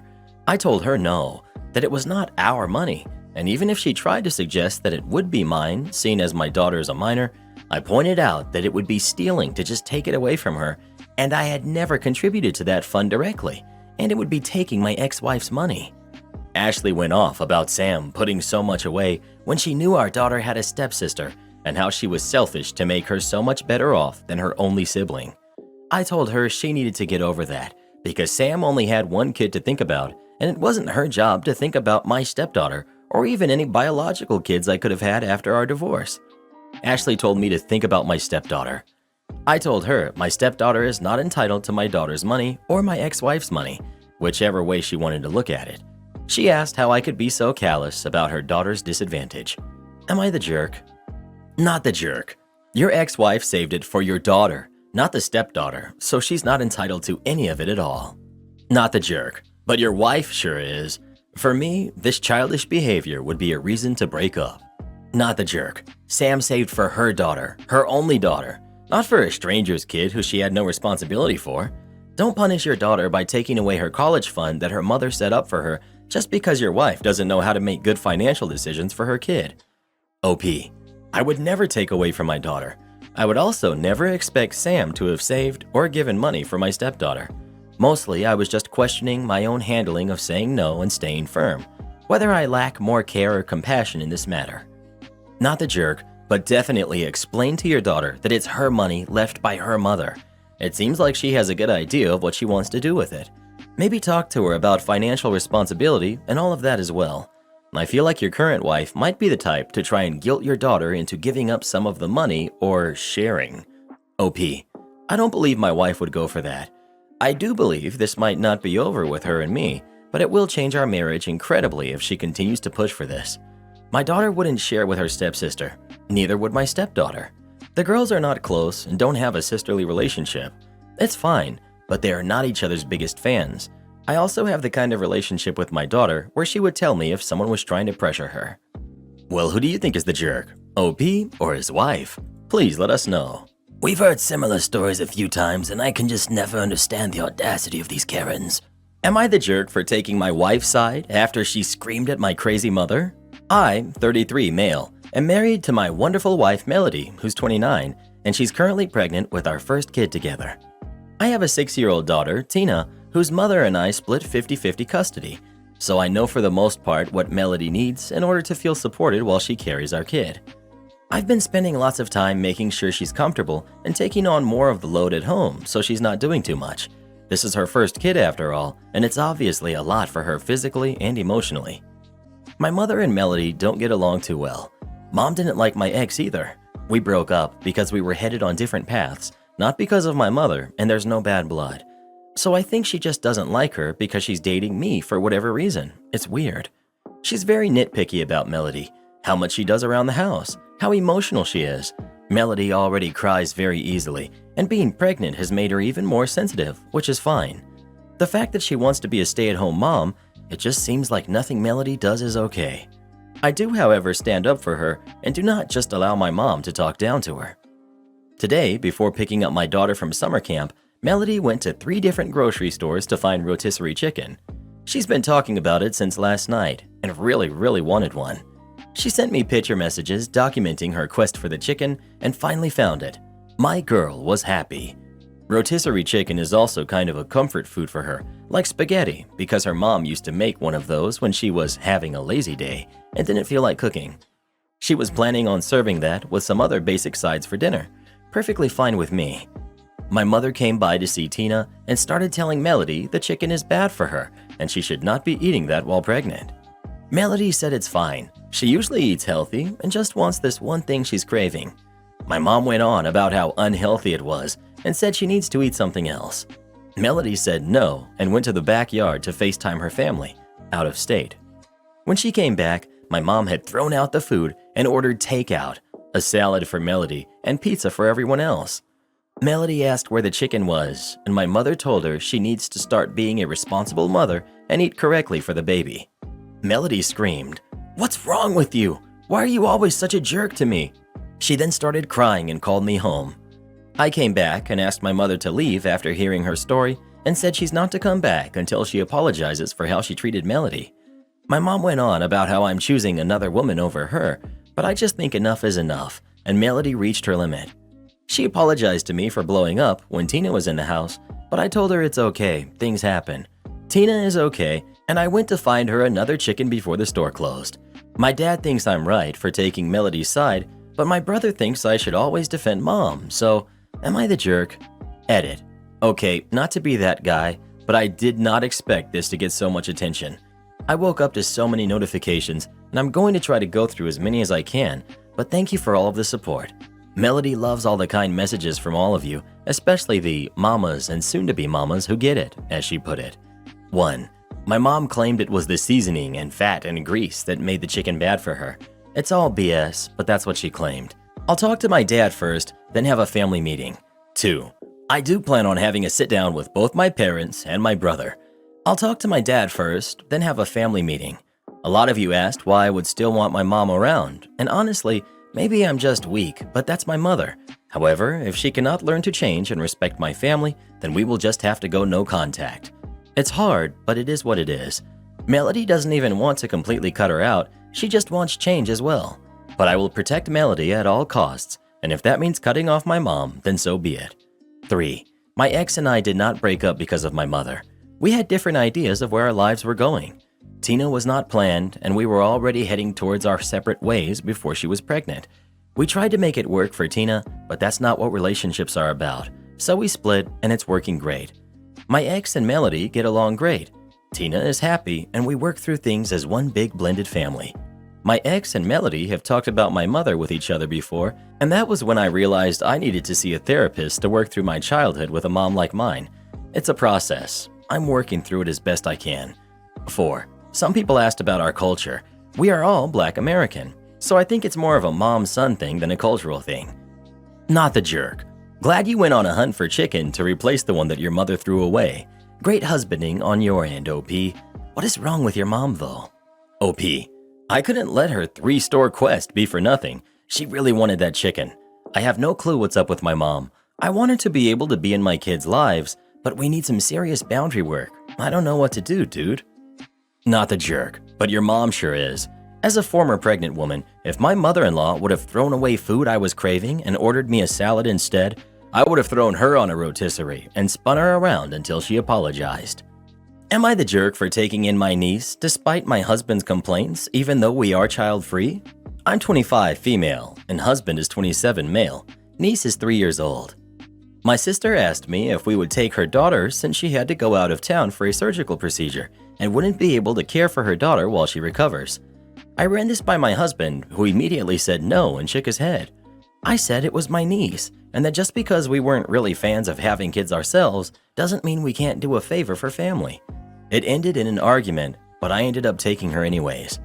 He refuses to do anything with her. This isn't the first time they've met. He's just never really interacted with her, which I don't expect him to. But when I brought up that he could have had a better attitude about this, he just said that I shouldn't have brought a kid into our home. He also went on a rant that because of this, I'm probably going to change my mind about having kids, and he won't put up with that. Said like that, he will divorce me even if I suggest it. My niece hasn't even been much of a problem. In fact, she's usually pretty quiet unless she's hungry or tired. Yes, she gets into stuff and makes messes, but I assume that's pretty standard toddler behavior. I don't understand why he's so angry, since it's not like he's having to do anything. Edit. I should add that she'll only be here for about a week and a half, maybe longer if my sister has complications, but we don't know yet. Also, I told him he should have a better attitude towards her because I read that kids can tell when you don't like them, and being away from her mom is already hard enough for her. Am I the jerk?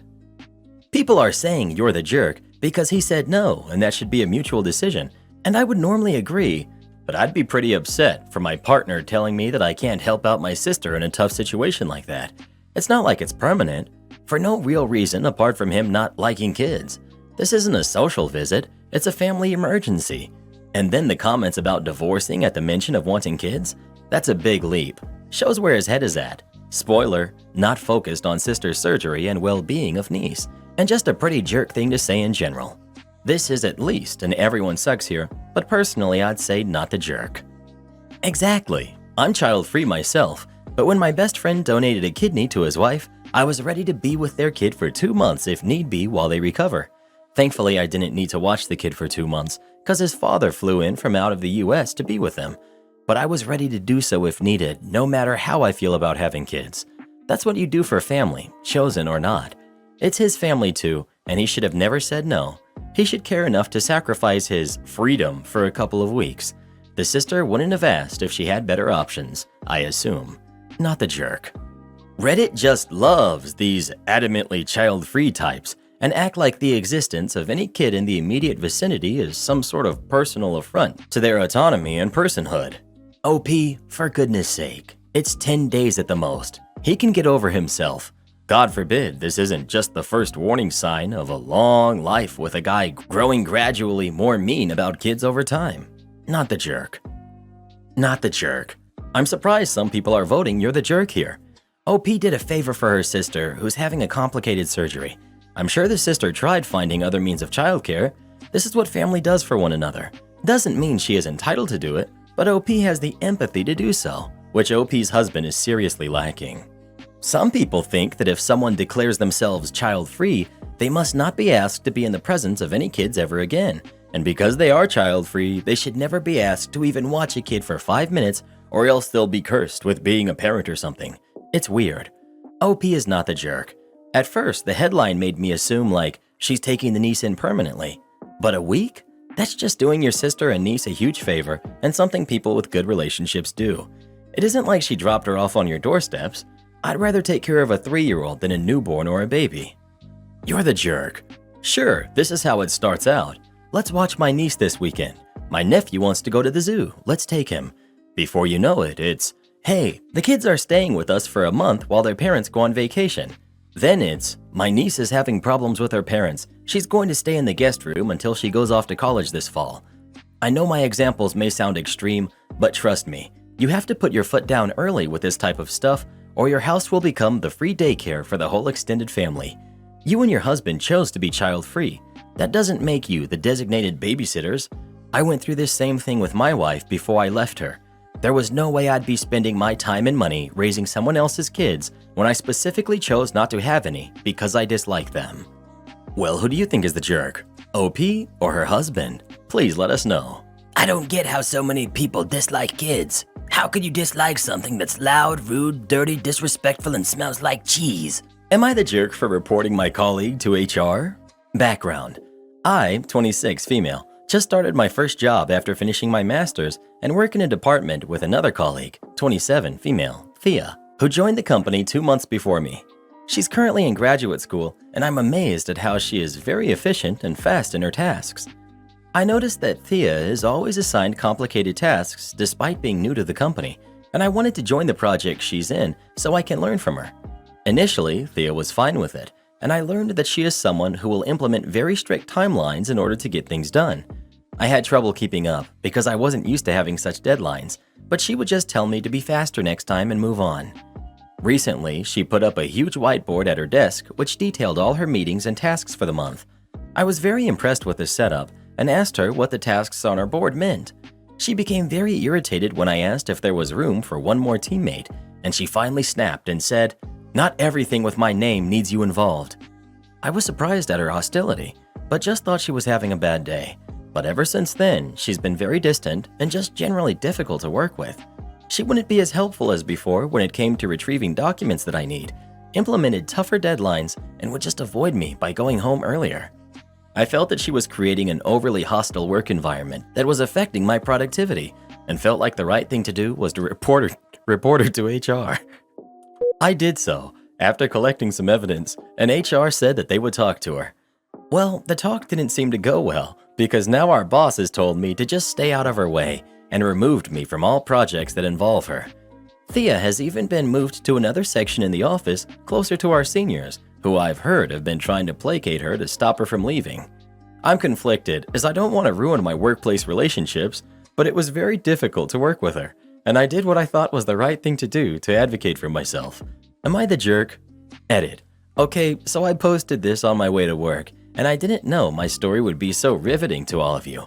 I see that there is an overwhelming vote of "you're the jerk," which I didn't expect, and I can't reply to every comment, but I'll address some below. 1. Why did I mention her still in graduate school? Because she's doing her Ed.D. I'm so impressed at her ability to manage post-grad and her job. I couldn't manage it in my master's, so I just wanted to know how she did hers. 2. No, she's not my senior. We both have the same title but different levels, as per the norm in our country. This is also her first job, as before she was doing some other stuff. 3. The evidence I presented to HR included how she gave me earlier deadlines than the rest of the team, which she claimed was because I was slow. So even if I was late on my deadline, I was still on time with everyone else. How she would keep telling me to go find the documents I'm looking for in the folders that she had already prepared, even though she doesn't tell me exactly where I can find it, and how she would send me a lot of condescending texts about not being late with the submission of work. Why didn't I follow the hierarchy in reporting? Our seniors didn't find any issue with her methods, which she was open about, and our manager was more concerned about meeting deadlines and not angering our main business partner, which she is the main person handling it. 5. I'm not trying to ride on her coattails. I was asking about the tasks she had listed because they sounded interesting, and I was curious to know why I hadn't been included. Oh no, I'm afraid the way you handled this was way outside workplace norms, which isn't unexpected. You're still new at the workplace. 1. She wasn't being difficult to work with. She was just declining to keep coaching you. Gathering evidence and accusing her of creating a hostile work environment was a wild misread of the situation. 2. You were leaning on your coworker more than workplace norms call for. She isn't there to mentor you. If you want to improve your performance, read blogs, take classes, and watch and observe to see if you can learn from others. But don't ask them for coaching on how to adapt their methods. It would be okay once in a while, like once a year, but it sounds like you were leaning in hard. 3. When you've been struggling to meet deadlines and keep up with a team is not the time to ask to be put on more projects with them. Work on your time management skills and get your performances up. When you're starting to get positive feedback, that's your cue that you can ask to get on more projects. 4. When you have a challenge with a coworker, first start with a conversation with them to see if you can resolve it. Next, have a conversation with your boss to get their take. Then, and only then, go to HR. They're really to be used only in case of emergency. They aren't like a dorm RA. They're not there to problem-solve conflict between employees. You're the jerk, but you'll get there. OP strikes me as the kind of grad school grad that never has had a real job until after their master's. To be 26 and this is their first real-world job is probably why she has the professionalism of someone in their teens or early 20s. As much as grad school is hard work, the professional norms in academic do not translate well to a high-paced professional environment like the one OP is describing. I do mentorship for new grads, and I'm always happy to teach and lunch and learn, but OP's entitlement to my time would have driven me to be far ruder to her than this coworker. All that said, where was OP's own manager in all of this? You don't let your newbie obnoxiously irritate your golden goose. OP could have been set on the right course by her own manager after the first hostile encounter with this rock star coworker. You're the jerk. Not only did you obviously hold her back, you were getting on my nerves just while reading this. I cannot imagine how she must have felt. Well, who do you think is the jerk? OP or her coworker? Please let us know. Bruh. Guy just stares at me like it's somehow going to get him what he wants. So this guy makes a reservation. He books a cheap room, not the cheapest, but still quite the difference. All is good until a couple of days later when he arrives. Hi, I have a reservation under blah blah, and if you could give me X room, most expensive room. I inform him that he booked Y room. He starts how he's our loyal customer, blah blah, regular stuff. I've never seen him before.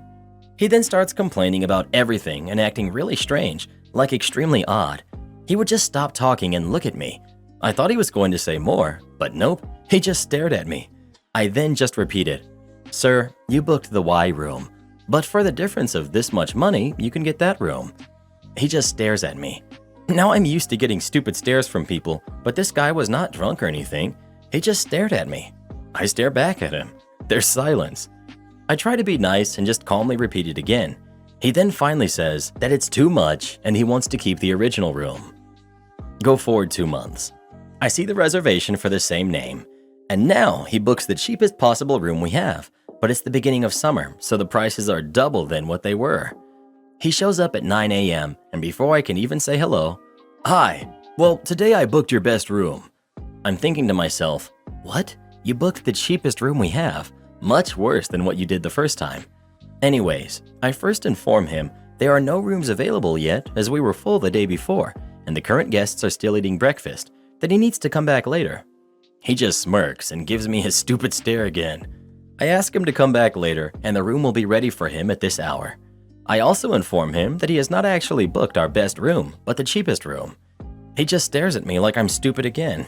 I inform him again of what he booked and that unfortunately we have no other rooms available today, aka we're full.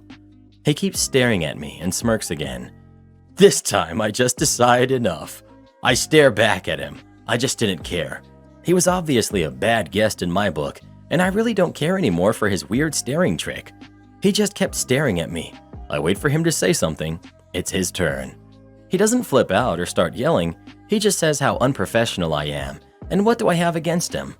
I let him know I have nothing against him, although I do, because his staring is just weird and obvious that he's trying to put me in a strange position. He continues with, "Well, what are we going to do now? I booked your best room." I tell him the facts again. He just stares and stares and stares, and then he flips out. "What do you have against me? You really don't want me as your guest, right?" I, totally calm, disagree with him and tell him he just made a mistake and I would be happy to cancel his reservation for free. Please just leave, I think to myself, and stop with the staring. He stares. Think to myself, forget it. I'm just gonna go do something else. He starts yelling at me how unprofessional we are and that we're going to get what we deserve and he's going to write it. At this point, I'm just like, "Sir, you can get a free cancellation."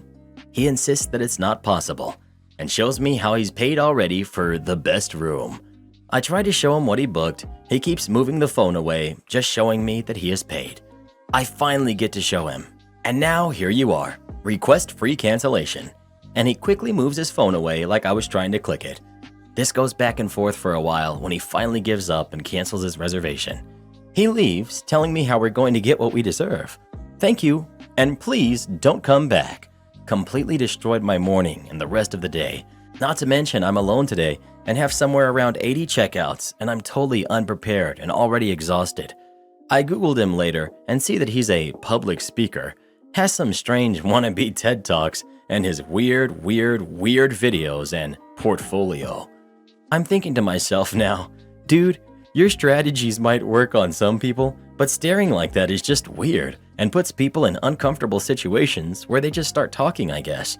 Which I guess was your intention with me. But I have a job here and I'm used to BS and just staring at me won't change anything. Did you expect me to pay for your room out of my pocket or something? Get out of here and stop being a creep. Edit. Coworker informs me later that he actually did stay with us before, that she remembers him.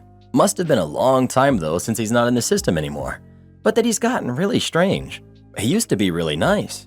Now he's just really creepy and rude. Plot twist, he was a Jedi using the Force. Well, trying to at least. Am I the jerk for not wearing contacts on a double date? I, 25 female, was recently set up on a blind date with a friend of my sister's, who's 30, boyfriend who's also 30. She was really excited about it and refused to give me any details about him, but said I'd know him when I saw him, and I did. It turns out it's her boyfriend's friend who was my former middle school crush. He's 27 now. We went to a small middle school, so everything was everyone's business, so he knew about it. It was sort of embarrassing, but I'm also hot now for the first time after losing a lot of weight, so I don't really care. The issue arose when my date, Eric, asked me what happened to my eye. He knew me before I started wearing contacts and encouraged me to take them out if I was uncomfortable. I have heterochromia, one blue eye, one brown. Ever since I started high school, I've been wearing brown contacts for a variety of reasons. The first is because my vision is awful. The second is for my own comfort.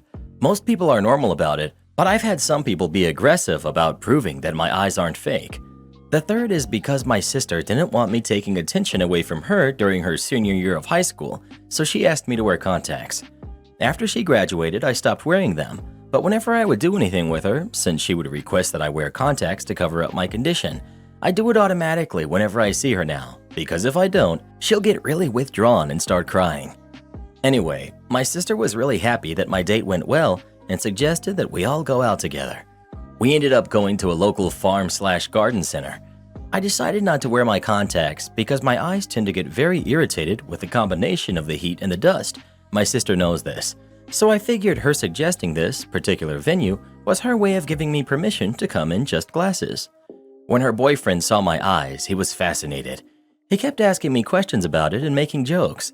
At the end of the day, he wanted to take a group photo, but had us do it inside the store so that no one would have to wear sunglasses. Afterwards, I got a text from my sister saying, "Thanks for ruining a good day." I eventually texted her back saying I didn't want to make things weird, but she could have told him about the eye thing beforehand. She never responded, but I got a phone call from my mom a few hours ago, losing it on me for ruining my sister's wedding. Apparently, the reason she was so upset was that she's secretly been engaged for the past week. Only my mom knew. They were waiting until after my mom's birthday to announce it. Sister didn't want her fiancé or his family to know about my eyes until after the wedding so I would look normal in pictures and his family wouldn't harass me about it, which I sort of appreciate. I feel really bad that she's fighting with her boyfriend over me, and I'm kicking myself for not just wearing contacts. I love my sister and I don't want her to be upset. Despite her thing with my eyes, we've always been really close. Edit. I was not expecting this response. I can't possibly respond to everyone, but I'm reading every single comment, and I really appreciate everyone's input. I have a lot to think about, and it might take me a while to process it. I guess I'm just so used to this now that I forgot that it bothered me a lot when I was younger. Not the jerk. I can't even believe it needs to be said. Your sister and mother are awful. You didn't ruin anything, and sister needs a reality check if she thinks your eyes ruined her day or will ruin her wedding. Life is going to be really hard for her. For your information, a lot of people think heterochromia is really cool. Don't let small-minded jerks make you feel like there's anything wrong with you. Not the jerk. Your sister is weird. She's had a hang-up about you having two different colored eyes since you were kids, and somehow that affects her? Pathetic. Not the jerk, but I'm so confused as to why this is such a huge deal. My mate has a blue and brown eye, and none of us really think twice about it. Your sister, however, sounds kinda loopy. Karen wants me to give her my new house because she has kids. So me and my boyfriend recently bought a house together. We're both 25, and we were able to buy a house relatively early since houses aren't too expensive where I am. We also live with our 6-month-old Bernedoodle puppy and our 5-year-old bulldog who we rescued. We don't plan on having kids, so the primary reason for buying a house was to have room for ourselves and our dogs. I should note that my parents are supportive of my decision. My sister, who's 26, is not child-free, however. She currently has a 1-year-old daughter and recently found out that she's pregnant again. Last week, she called me to ask if she could live in our house. She offered to pay £1,200 per month in rent so that we could rent out a nice place of our own. I asked why she wanted to do this, and she explained that she wants room for her kids. Our house has 4 bedrooms, which is quite large for a house in the UK. I explained to her that as much as I would like to be able to help her, me and my boyfriend worked hard to buy a house, so we didn't want to leave and go back to renting. She immediately got really upset with me. She said that I'm selfish for buying a house when I don't want kids, when there are so many families, such as hers, who could use my house. She also critiqued me for buying a Bernedoodle puppy. Side note, we would have rescued if we could. However, none of the rescues in our area had a Bernedoodle, so we made sure to buy from a reputable breeder. After I told her that she wouldn't be getting to live in my house, she told me that me and my husband will never have a family regardless of how many mutts we fill it with. I haven't spoken to her since. Today, my father called me. I told him about how ridiculous my sister was being. However, he sided with her, although not nearly as crazily. He said that I should think about it, since I'd be doing my sister a favor. Am I the jerk for not doing this for my sister?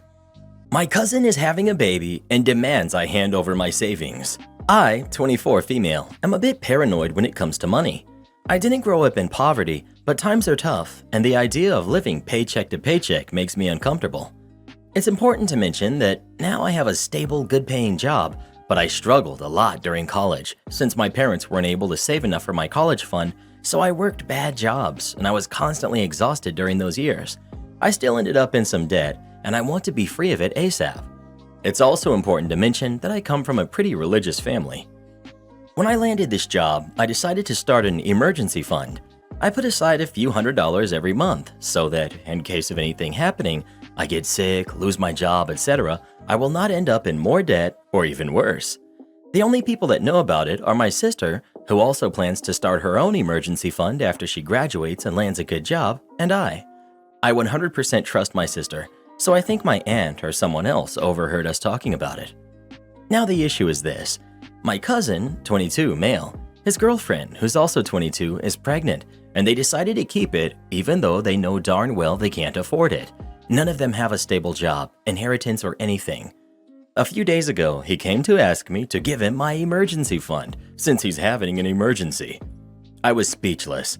I asked him what was he talking about, even though I knew, but I couldn't believe someone can have this audacity. He told me he knew I have some savings and he desperately needs them. He didn't even mention giving the money back. I told him those are my savings for when I have an emergency, but he pulled the family helps family card. I still said no. While I understand they are in a difficult situation, I still think it's not fair that I'm asked to pay for his mistakes. I told him they should think more about what they're going to do in the future and how they're going to support this kid if none of them have a stable income, and if I give them my savings, that money is only enough for a few months. I didn't mention not having the baby or adoption or anything, just that they are irresponsible for having a kid when none of them are financially stable. He eventually left me alone, but started to tell the rest of the family that I told him to not have the baby, which is not at all true. My parents and my sister are on my side, but the rest of the family has started to harass me and are calling me a godless jerk. So, am I the jerk for keeping my savings? Not the jerk. His lack of planning is not your emergency. This story is also a good example of how letting other people tell your story usually works against you. For the members of your family that you care about, I would reach out to them and clear up any misconceptions. Obviously, the people calling you godless are probably not the people you want around. You could even say that you meant adoption. I'm religious, and I don't know of anyone that has a problem with giving up a baby for adoption. Not the jerk. In my opinion, it doesn't matter who would tell this story. What they'll hear is, cousin needs financial help, and OP didn't help him even though she has the money to do it. Respectfully, that's just not true. It always matters who tells the story first. If his family thinks you are so awful, why aren't they handing over their cash? OP, I don't know if anyone else besides my parents has any savings, and I don't want to bring this up because I'm afraid I may give them another reason to harass me. Not the jerk, and far from it. If you give him money, he'll probably come back asking for more. You earned your money. His kid is not your burden and not your problem. Well, who do you think is the jerk? OP or her cousin? Please let us know. Rule number 1 of having lots of money. Never tell anyone you have lots of money, especially if they're family. Am I the jerk for refusing to be a stepmom to my husband's kid? I know that sounds terrible, but hear me out. I've been newly married for around 6 months, and my husband has a 15-year-old son, Jason. My husband is only 32, so he had him early. It's also just been the two of them until I came into the picture 2 years ago. His kid never liked me, which I get. I made the duo a trio, and he missed just his dad. That said, my husband really wants to do the whole family thing that his kid didn't get growing up. He has a lot of guilt about his mom, who hasn't been in the picture since, his birth, and wants him to have a stable relationship to look up to like his parents. Now, Jason and I aren't openly hostile, but it's uncomfortable. Uncomfortable enough that I decided to sit him down and ask him what he wants from me. Immediate answer, "You're not my mom. You're not my parent. Don't act like it." And I said okay. That took him by surprise, and I asked if, by any chance, I could at least be his friend. At the time, he said he wasn't sure, and I told him that was fine, and to just tell me when he's ready and what he wants from our relationship. But until then, I won't try and parent him. That little talk did wonders. He avoids me less, talks to me more. He actually initiated a conversation with me the other day, and I almost cried. And even will watch movies with me, like if I'm watching a movie already, and he will sit down with me, and I'll restart it. Not much talk, but presence. My husband noticed and was initially happy until he asked Jason what changed, and he didn't like the answer. He confronted me about it and said I should have talked to him about the relationship I was trying to have and that me being a friend is inappropriate and I need to be a parent. That's what I signed up for. It put him in a bad position of not being able to use my input for future childcare choices, and I'm sabotaging being a mom. And here's where the am I the jerk is. I said, I'm never going to be his mom. He doesn't want me to, so I'll do whatever I can to make him at least not hate being around me. That made him cry, and he said it felt like I already gave up before I tried. Jason was not present for this fight, by the way, and my husband isn't a yeller. Think emotional conversation, but not mean. That kid is his life, and I know he just wants the best, but I think this is the best. But I may have overstepped here by going over his head and straight to Jason. Am I the jerk? Not the jerk. You did it the right way. Hubby needs to back off and let you two have whatever relationship works best for you right now. Not the jerk. At this point, I'd say you're on the right track with Jason. He seems to be warming up to you and it's not forced, which is what you want. At 15, forcing a step-parent onto him probably isn't going to go well. He'll just resist and go back to avoiding you and not speaking. It takes time to build a relationship like that and get him to trust you, and I think you're doing just fine. Not the jerk. By allowing Jason to set his boundaries and coming to you, you're opening up a relationship that was closed in the beginning. Over time, he may come to trust you and respect your input as you have respected him and his boundaries. It may not be the role your husband envisioned, but it's a step in the right direction to open communication and maybe one day reach that motherly role your husband envisions. Your husband needs to readjust his vision and seize the positive vibes of building a relationship over forcing one. P.S. Maybe you should have talked to your spouse first, but you also didn't know how the conversation was going to go with Jason and your husband was pushing for a motherly role. What is more motherly than listening to your child and putting their needs over your own wants? Would I be the jerk for not wanting to hang up my daughter's artwork? My daughter, who's 12, is a very good artist and recently unveiled something that she was working on for a couple weeks. A portrait of our family, and she wants to hang it up in the house. This isn't a picture of stick figures. This is a semi-realistic charcoal sketch of me, my husband, our dog, and our cat. But my son and her brother, who's 10, aren't in the picture. My daughter claims that she forgot and there wasn't any room for him in the picture, but I'm very sure she did it on purpose. To explain why I'm sure this was on purpose, I have two reasons. First off, the portrait depicts me next to my husband and my daughter between us with a cat on her lap. The dog is next to us all. I'm no artist myself, but it's very clear just what my daughter was trying to say. Second, my daughter has always had a very adversarial relationship with my son. She has always tried to get him in trouble, bullied him, and has resented him for existing. My son doesn't do much to aggravate her anymore, at least. He used to try to get on her nerves, but that stopped during lockdown. He doesn't go into her room. He doesn't try to take her things. He only reacts to her. Most days, he's never in the same room except for meals. And even when we have meals, he never talks to her. She never says anything to him, but at least they aren't fighting. The picture took her a couple weeks to do, and this isn't something on an A4 piece of paper. This was done on a canvas, 18 by 24, with charcoal. It was pretty clear that a lot of her work was put into it, yet she could include our dog and our cat, but not her brother. Husband thinks it would be rude to not hang it up, but I'm pretty sure that our son will feel excluded because he wasn't in the picture. Husband says that this is actually improvement since the last time our daughter drew our son, it was done to anger him. This is, of course, raising red flags to me that he considers exclusion to be improvement. Yes, she has used her art to demean my son in the past. My son is aware of what my daughter did, but he's trying to put up a brave front. He tries to say that my daughter doesn't bother him, but I know it really does hurt him. I know his tells. I'm thinking that maybe not wanting to hang it up might cause discouragement for her, that we don't want to show it off to anyone. So I'm wondering, would I be the jerk if I didn't want to hang this in the house because my daughter didn't draw her whole family? How about instead of debating what artwork to put on the wall, you take your kids to therapy to deal with whatever the underlying issue is here? Don't stop at the kids. I think it needs to be the whole family. For real. And if Hubs won't, the daughter definitely needs it. Hubs needs it because he thinks it's okay what daughter did. Son needs it because of his feelings in the family dynamics, and OP needs it to figure out what happened to her family. You absolutely should not hang that in a common space in your home. Tell your daughter she can hang it in her room, but that only family portraits that include the whole family will be on display. Hanging it anywhere your son could see it would be a slap in the face. 100% this. I would absolutely let her hang it in her own space. It's not a family portrait if it doesn't have the whole family. It can't go in a family space. But there also seems to be a bigger picture issue here relating to the brother. That requires some investigation, some reflection, compromise, therapy, and huge boundaries, like only family photos go on the family wall, just as a start. I'm not convinced the son hasn't previously done something to elicit this behavior from her, especially since you state he doesn't do anything to aggravate her anymore. Okay, what did he used to do? You wouldn't be the first parent to wave away their son's wrongdoing. Edit. You're the jerk. Just confirmed my suspicions.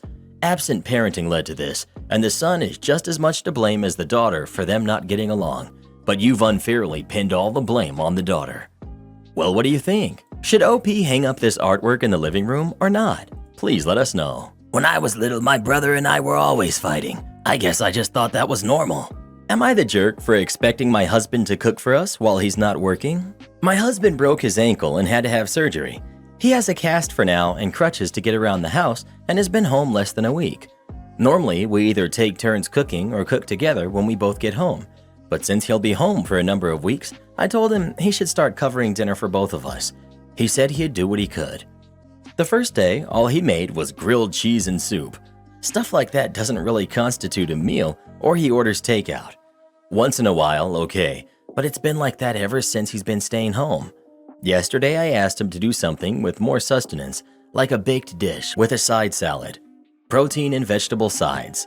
My husband argued and said he didn't think he'd be able to do something like that because he's supposed to be staying off that food as much as possible for the time being. And he brought up being in pain.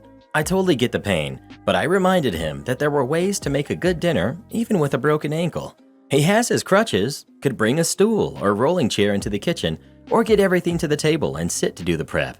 Instead, he made chili in a slow cooker and had pre-made salads delivered from the store. I wound up making something for myself instead and told him how I was getting fed up with him disregarding my wishes and feelings. He told me I'm being bossy and need to cut him some slack, and he'd go stay with a friend. He's been there a whole day and was short with me when I've called to get him to talk about this. I don't think I'm asking for too much from him to just cook dinner since he's home, but am I the jerk? Edit. Okay, I get it, I'm the jerk here and the daughter of the devil. Some of you are very protective of your soup and sandwich combo. You have had it. I just can't stand it because I ate too much of it growing up. I will take today and tomorrow off and apologize to my husband and do some nice things for him. I'll talk to him about having one of our family members come and help me with meal prep. I sincerely thought sitting on a chair was a viable option since he'd be off his foot. Guess I was wrong. You're the jerk. He should be off his foot as much as possible. Also, he made dinner. Exactly, he's doing the best he can. OP is insane to expect nothing around the household would be different during her hubby's recovery. I have a feeling her tune would take a 180 if she was the one with a broken ankle. For real, in sickness or in health, OP, you're supposed to be there for him as his wife, not as a customer at his restaurant. He's trying his best for you. Don't expect him to be cooking like Gordon Ramsay. You're the jerk. The man is injured. How much do you expect him to do? It's not safe to sit and cook. God forbid the pot or something hot falls on him. You're the jerk. He's home from work because he's recovering from surgery, but you expect him to stand in the kitchen every night and bring you a multi-course meal? I had my foot reconstructed in January, and it's August, and I'm just now recovering. Yeah, you're the jerk. He's trying, and you are belittling his effort. Who gives a hoot about what you want right now? Your husband had major surgery less than a week ago. A particular surgery that I know can take a person up to 4 months to recover from. So he doesn't need to be on his feet, even with the crutches. He needs to be in bed resting and recovering, not catering to a royally spoiled pain like you. If anything, it should be the other way around, since he's genuinely hurt and in pain while you're just a pain. So yeah, you're the jerk. Wow, Reddit is siding with the husband instead of the wife? The only time this happens is when the dude is a bigger loser of the two. Reddit be like, oh look, a weakling whose wife bosses him around. Let's root for him because we're losers too. Not the jerk, OP. Your husband is using his little hurting footsie to be a slacker. However, it wouldn't be right if you were the one pulling this crap either, which you're not. Edit. I get that you're all mad about what I said, This is because, unlike you, I'm not a victim. If my comment had been about how much my foot hurts all the time, aka how sad my life is, you all would have been upvoting me instead. But alas, because I am logical, assertive, and intelligent, you're unable to process what I've said. You want to know why I'm the first female to be the head of my department for a Fortune 500 company and I'm currently in charge of 83 people? Because I'm not a loser like the average user here on Reddit. Have a day. Wonder who peed in her Cheerios? Well, who do you think is the jerk? OP or her husband? Please let us know. If only I could get Reddit boy to cook for me. Problem is, the only thing he knows how to make is ramen. That's why his head looks like that. Am I the jerk for openly laughing at my ex for punishing our daughter for breaking the Wi-Fi? My ex and I have been divorced for 11 years. We've both remarried. We have a 17-year-old together. She has several step-siblings and half-siblings on my side, and then 2 half-siblings on her dad's, 4, 4, and 5. We never force her to babysit, but she'll do it in exchange for other chores and babysit for other people's kids for extra cash, and I think she secretly likes it more than she lets on. She's a good kid. She's saving up for some things, so unusually, she offered to babysit her dad's kids, who are 4 and 5, as much as he would let her during her recent 2-week stay. He, of course, jumped at the opportunity to have a few date nights with his wife. I barely know his kids, so can't make a judgment, but per my daughter, they're boring and have too much TV and tablet time. But in my ex's defense, they both work full-time jobs, whereas at our house, she has a live-in grandma and a stepdad that works from home, plus more older kids, so it's easier for us to keep the kids from having too much screen time and give them attention. And we have a backyard. They live in a condo. But at the end of her visit, her dad called me, obviously upset. He said that our 17-year-old was going to be grounded for her last night with them because she messed with the Wi-Fi. I thought he meant parental controls or something, so was concerned, and then he clarified that she had been turning off the Wi-Fi while babysitting and telling the kids it was broken. And, oh well, I guess we'll have to play a game now.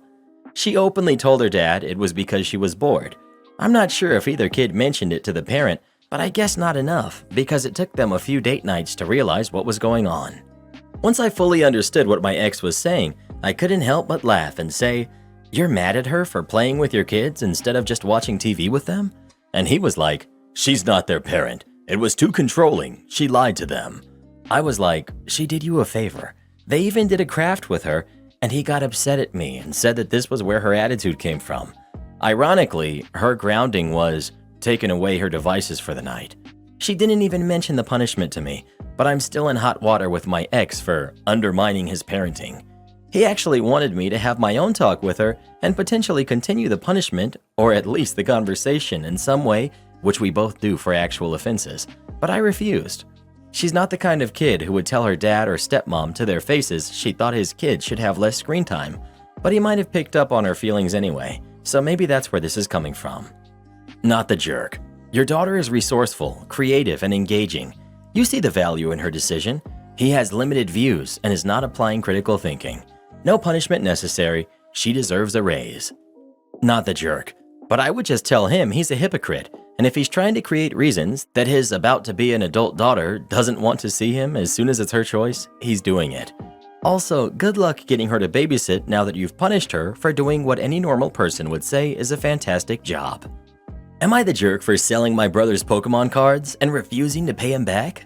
My brother, male 22, and I, male 19, have always been avid Pokemon fans since childhood. Over a decade, we've probably amassed an estimated 1,000 cards. Recently, my brother began moving out of the house. In the process of helping him, I happened to stumble across his deck of Pokemon cards and began shuffling through them. Now, given recent piqued interest around these cards, I knew there was potential for genuine value. While peeping around, I happened to stumble across a few recognizably rare cards in pretty good condition. I'd say around X5s, excellent condition according to PSA standards. I got the cards appraised the next day, and their value was estimated at around 4.3 thousand altogether. I ended up selling them for a higher price through a private, organized sale with a collector. I eagerly told my brother about the earnings, but he became infuriated.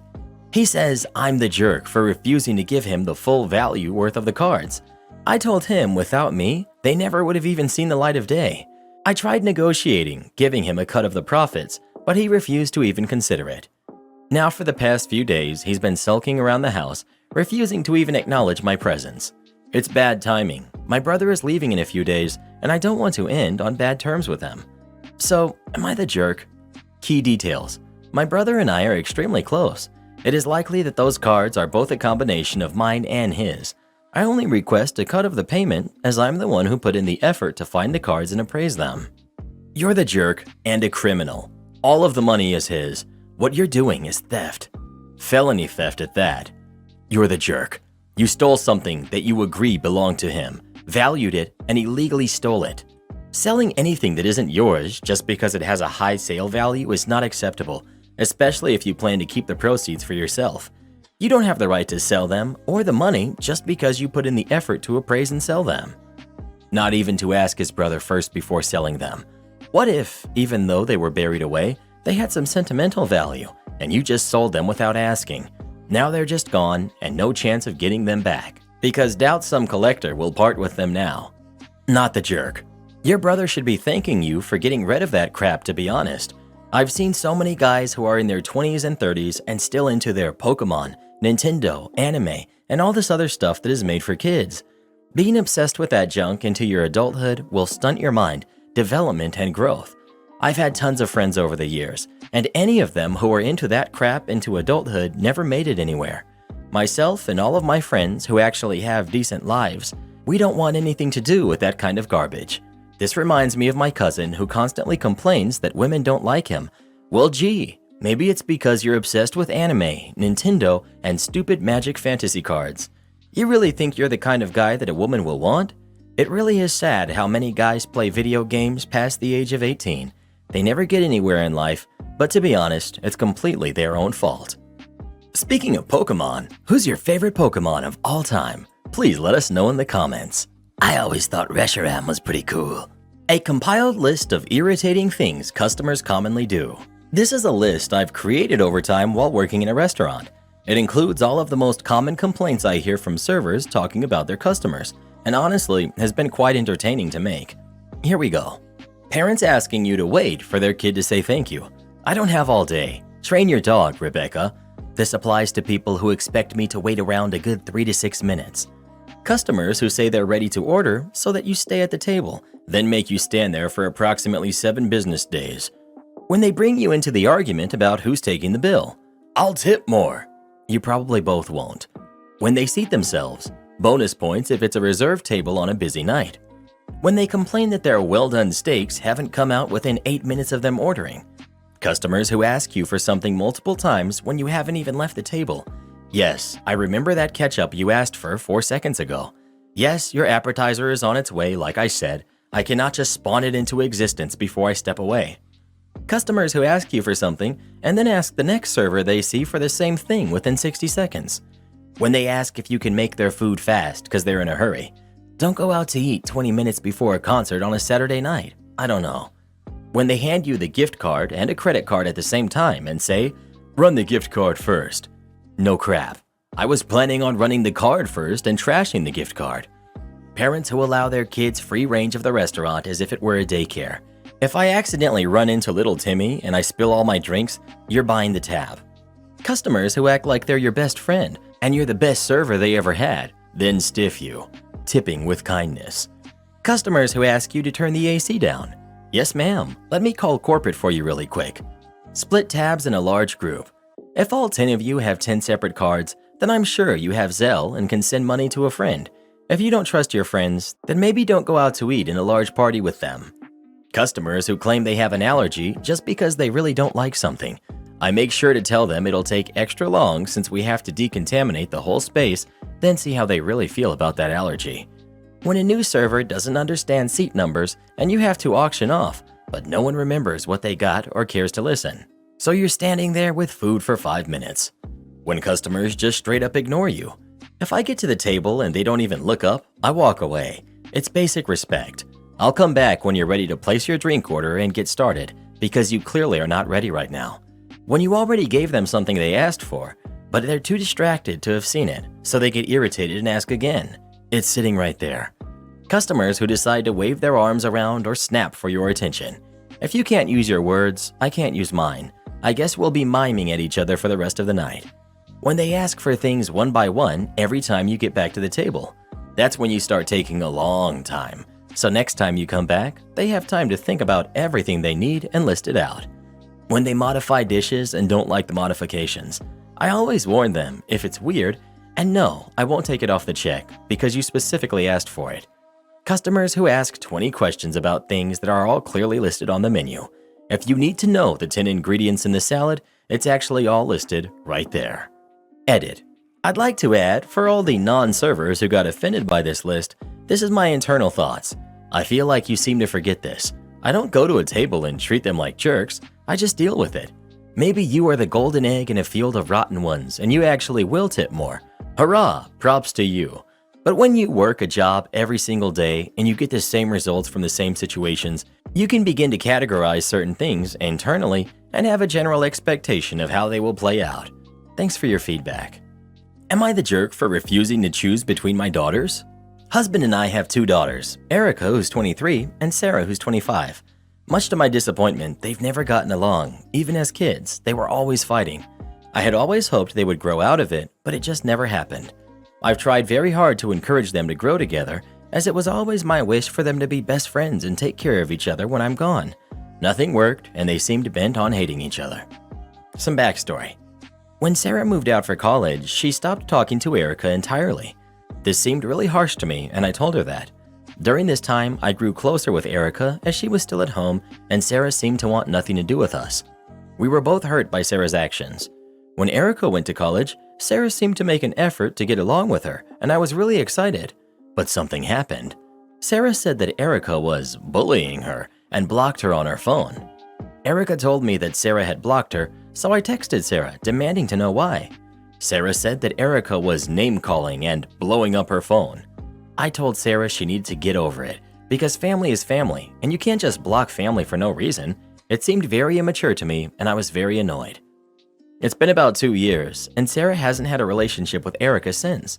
Every time I see Sarah, I try to remind her that Erica loves her and tell her about all the realities of the situation, that Sarah is successful and Erica just gets jealous sometimes.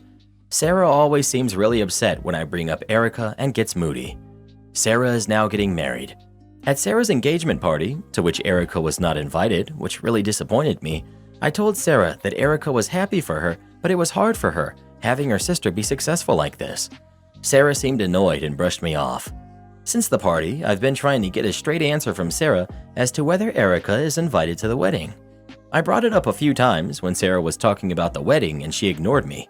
Eventually, she snapped at me that she hasn't had a relationship with Erica in many years and she didn't know why you would expect her to be there. I was horrified. In my view, Sarah's childish, vengeful antics have gone too far.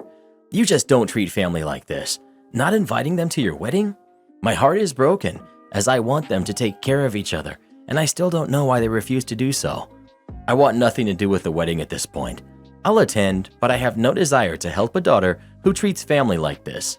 I feel like Sarah is just asking me to pick between her and her sister, and I want nothing to do with it. My husband thinks I might be being a little harsh, but Erica agrees with my decision. So Reddit, am I the jerk for refusing to pick between my daughters by not supporting my oldest decision to not invite her sister to her wedding? Edit, many people are asking what Erica did to cause Sarah to cut her off. I don't totally know. Sarah just told me that Erica was bullying her. Sarah sent me the screenshots, but that was many years ago, and I don't like getting involved in their fights anyways. Sarah is apparently also still mad about some things that happened when Erica was 16. A close friend of Sarah's passed, and I had to take Sarah to the funeral, causing Erica to miss a sports competition. Erica was really upset and said some terrible things to Sarah, but Erica was only 16 and didn't know better. She had never had a friend pass before. Sarah is apparently still mad about that, which I think is evidence of how she can be really resentful. You're the jerk. Blocking family for no reason? She literally gave you a very detailed list of reasons. How come you're always making excuses for one of your kids and always brushing off all issues with your other one? It's so pathetic that OP is playing dumb about not understanding why Sarah doesn't like Erica. There's willful ignorance and there's denial. This is definitely the latter. She says she doesn't want to get involved in their fights, but what she really means is she refused to do her job as a parent and expected shared DNA to fix all relationship problems. Now that she's reaping what she sowed, she's going all surprised Pikachu face. Makes me wonder what other problems the girls must have due to her ill-fit parenting. Karen girlfriend denied my marriage proposal as a joke, so I called the whole thing off. I'm 25, female. My girlfriend, Molly, who's 26, for the last 6 months started a joke with me that I've already made clear that I don't like. It consists of her saying no quickly to anything I ask. I know it sounds silly, but I ask her to get a glass of water for me. She says no, and after 1 minute, I'm almost getting up, she says she's joking and gets some water. I ask her to wash the dishes. She says no. I say I love you. She says no. I ask her to take her clothes. She says no. Everything is joking, and after 30 seconds to a minute, she does it, but she's addicted to doing it. I've already made it clear several times that I don't like it, even more so in I love you. She's the only person I can say that to, so it's special to me. And there are things that are serious, and I need her to answer seriously. And if she says no to everything jokingly, I can't tell when she's saying real no. It's happened before. I keep saying this is boring and I don't like it. She stops doing it and goes back to doing it after a week. After a brief discussion, because she played this prank in front of our friends, me asking, "Love, can you get me some medicine?" and she with, "No, kidding." She stopped doing it for 1 month. Yesterday, we welcomed my parents, in-laws, and 2 of our best friends to our house. Everyone knew that I was going to propose to her, and I called them because we always planned this proposal with our loved ones attending, participating in this special day. I asked her to marry me, and she said a quick no, and I was so grumpy, panicked, and upset, everyone looked in shock. For 30 seconds for her to laugh and say that she was joking, finally saying yes. I was so embarrassed and disappointed. I put the ring back in and said that I'd go take it out to cool off. I didn't even let her say anything. She kept texting me, not answering calls, saying it was just a joke and that I knew she always did that.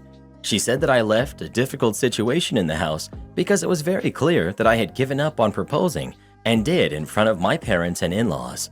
She stressed that I was making the situation uncomfortable because of a silly joke. Well, I slept in a hotel and I'm still in it. My parents supported me, but my in-laws are calling me the jerk for giving up on proposing, disproportionately humiliating their daughter. I just really think there's time for jokes, and that moment wasn't clearly. She knew I didn't like it and decided to do it anyway. Am I the jerk? Not the jerk. Why would you sign up for this permanently? Not the jerk. I used to have a boyfriend who did something similar. Every time I wanted to talk about something serious, like something that happened in the world, something that happened at work, something in our relationship, whatever it was, he would always, with 1 minute, make a joke about the subject, trying to diffuse the situation of me telling him about something I cared about and thought about, and it made me feel sad, etc. I asked him to stop 1,000 times, and he always said, it's just him joking, and I shouldn't take things serious. I explained to him that this behavior made me feel like he takes nothing that concerns me serious, which he protested against and told me I try to make him look like a bad boyfriend. I tried doing it to him to make him see how it feels, and of course it would be a super drama because I would not take him seriously and I don't care about him. Yeah, right. Eventually I lost all respect and ended the relationship after 2.5 years. I couldn't and wouldn't take him seriously. And quite frankly, the disrespect towards me was making me feel grossed out by him, emotionally and physically.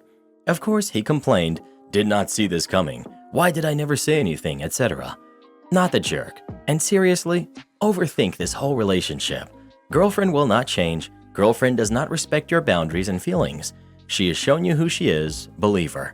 Move on and find someone who does. Not the jerk.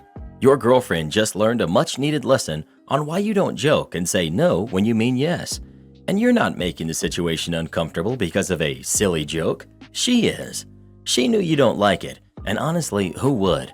That would annoy anyone, but she did it anyway. What next? Is she going to jokingly say no during your ceremony? Not the jerk. Out of all the things that are wrong from her side, one that stands out to me the most is that afterward she still puts the blame on you and doesn't even apologize. If you see that your partner is hurt by something you did, yes, even a joke, any well-adjusted human would apologize. Also, if other people are not laughing, I wouldn't even call it a joke. And you are correct to think that there is a time and a place for jokes. I can imagine how hurtful and embarrassing it was to hear the no to your proposal in front of your family. Such a jerk move. Well, who do you think is the jerk? OP or their girlfriend? Please let us know. Never stay with someone who doesn't respect you. You deserve better than that. Am I the jerk for not treating my stepkids equally? I started dating Daniel 2.5 years ago, and we got married last year. Daniel has 5 kids with his ex-wife. Ava, who's 11, Jason, who's 9, Isabella, who's 6, Sophia, who's 5, and Andrew, who's 3. Daniel's ex never liked Ava. She blames Ava for leaving her trapped in a relationship with her dad. When they got divorced, she said she didn't want anything to do with Ava. Ava was 8 at the time. Ava's mom leaving but having a relationship with her siblings really took a toll on her. The weeks Ava's siblings were with their mom were the hardest because it was a constant reminder that her mom loved her siblings and not her. She would barely get out of bed those weeks, so around 2 years ago, I surprised her with a day trip to the beach. We got ice cream, we went boogie boarding, went out to eat, and went shopping. It was the first time I'd seen her smile in weeks. I noticed it was helping Ava, so we started to go out more and more. When her siblings are here, it's something small, like dinner before therapy. But when they're not here, we go camping, we go hiking, we try new restaurants, we go back to the beach, etc. And she loves it. I don't spend nearly as much one-on-one time with the other 4 kids for 2 reasons. These kids already have a mom that loves them, and they don't need it as much. It's so much easier to do anything with 1 kid than 5. When I spend time with Ava, I stick her in my Honda and we go. When I have all 5 kids, we take a big passenger van and they fight over everything. It takes twice as long to go somewhere because I keep having to pull over and break up a fight. I do take all 5 kids out 1 to 2 times a week when they're with us, but it's not usually a big trip like what I go on with Ava. We'll go to the beach 20 minutes away instead of the one almost 2 hours away. We'll go on the walking trail by our house instead of a 4-mile hike. Sometimes we have picnics in the park.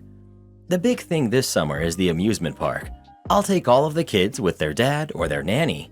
We go on some rides together. Then one of us will take the older 2 to go on all of the scary rides that they want to go on, while the other takes the younger 3 to go on the smaller rides. Then we meet up at the water park. We've done this at least once a week this summer. Recently, my husband asked me to start taking the younger 4 on day trips like the kind Ava and I go on, because they're starting to get jealous. I said I'll try to plan more fun activities, but my trips with Ava aren't suitable for all 5 kids.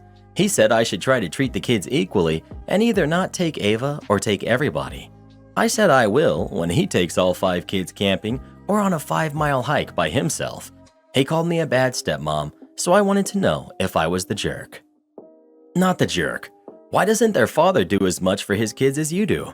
I think, given the circumstances, you're not doing anything wrong here, aside from the misleading title. OP. Their dad works a lot and travels a lot for work. They are his responsibility, and he should make time to be with them. He knows how his ex is treating Ava, and you're supporting Ava, but he's demanding that you stop? He is not being a good father. The kids aren't equal. The other 4 have a mother. Ava only has you. Crazily enough, you got yourself in the position where you're Ava's adoptive mom and stepmom to the others. In fact, even though it may make the issues worse, I might suggest you look into legally adopting Ava. That way you have rights to her if you and your husband don't work out. Not the jerk, OP. Your husband is callous and ridiculous. You need to have a serious talk, one-on-one with the others. See if you can nip this complaining in the bud.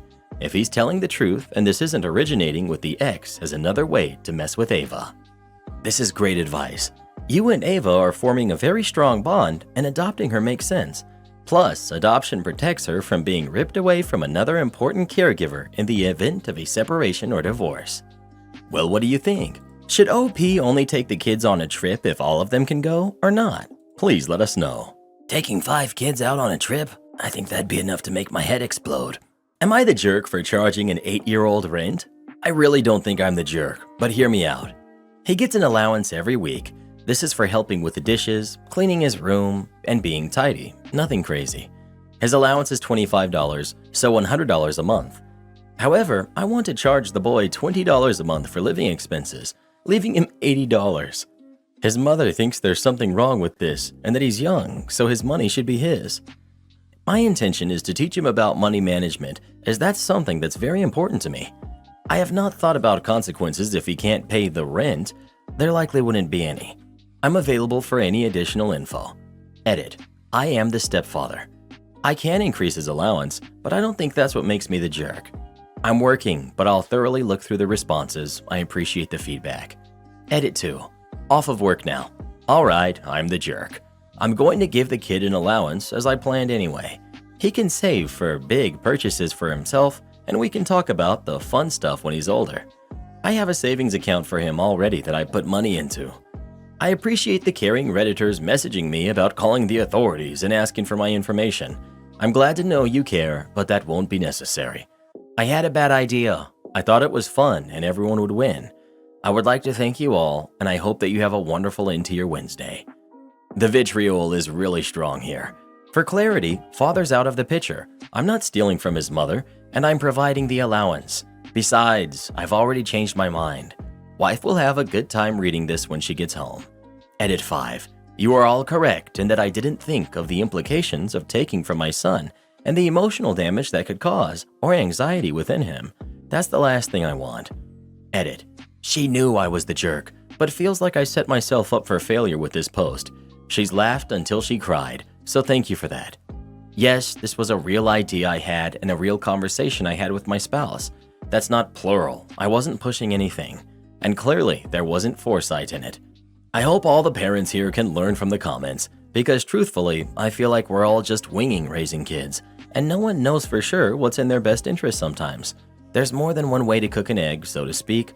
All we can do is learn from each other and our experiences. You're the jerk for charging rent. However, having him put that money into a savings account where he could see it grow would be a better lesson. And $25 a week at 8? Lucky kid. You're the jerk. If you want to teach him the value of money and saving, continue paying him for his chores and teach him how to save and budget for things he might want. Show him how to save a percentage of his allowance and track it. There are so many more age-appropriate ways to teach your kid how to manage their money. Illegally charging them rent should never be considered one of them. My parents did crap like this to teach me money management. Guess what it taught me instead? That all interactions with my parents are monetized, that they don't actually care about me, and that I can't trust them. That's the only thing they understand is money.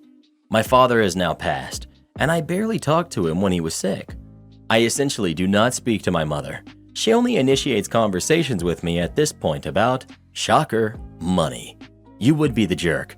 I can see how you think this is well-intentioned, but please reconsider and think about other options for helping him learn. You're the jerk. He's 8, and he's legally entitled to a place to live. He should not have had the least or slightest worry about his living costs. There are lots of ways to teach kids to manage money. Talk to him about budgeting and saving. Identify things he wants that he can work for over time.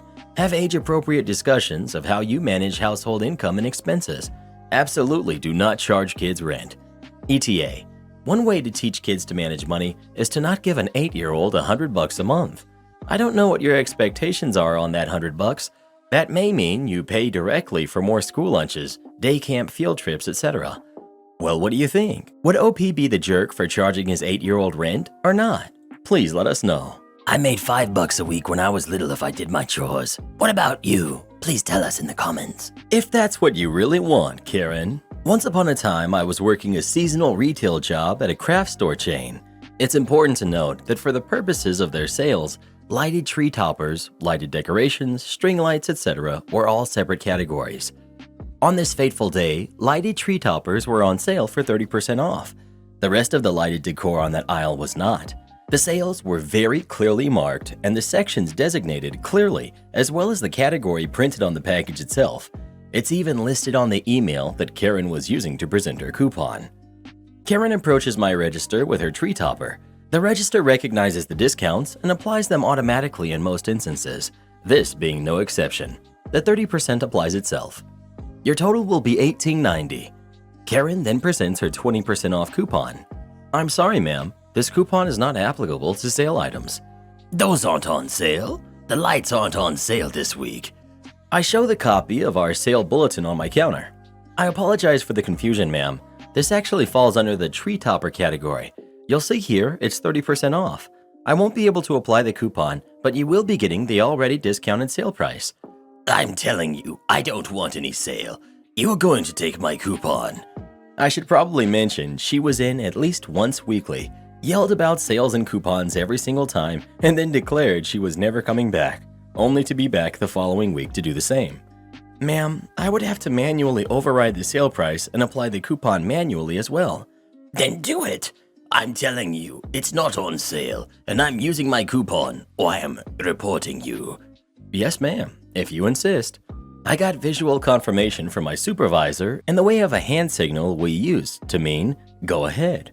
She was not too happy when I did exactly as she demanded, and her total came to $21.60. You're stealing from me. I demand to speak to a manager. I'm never coming back here again.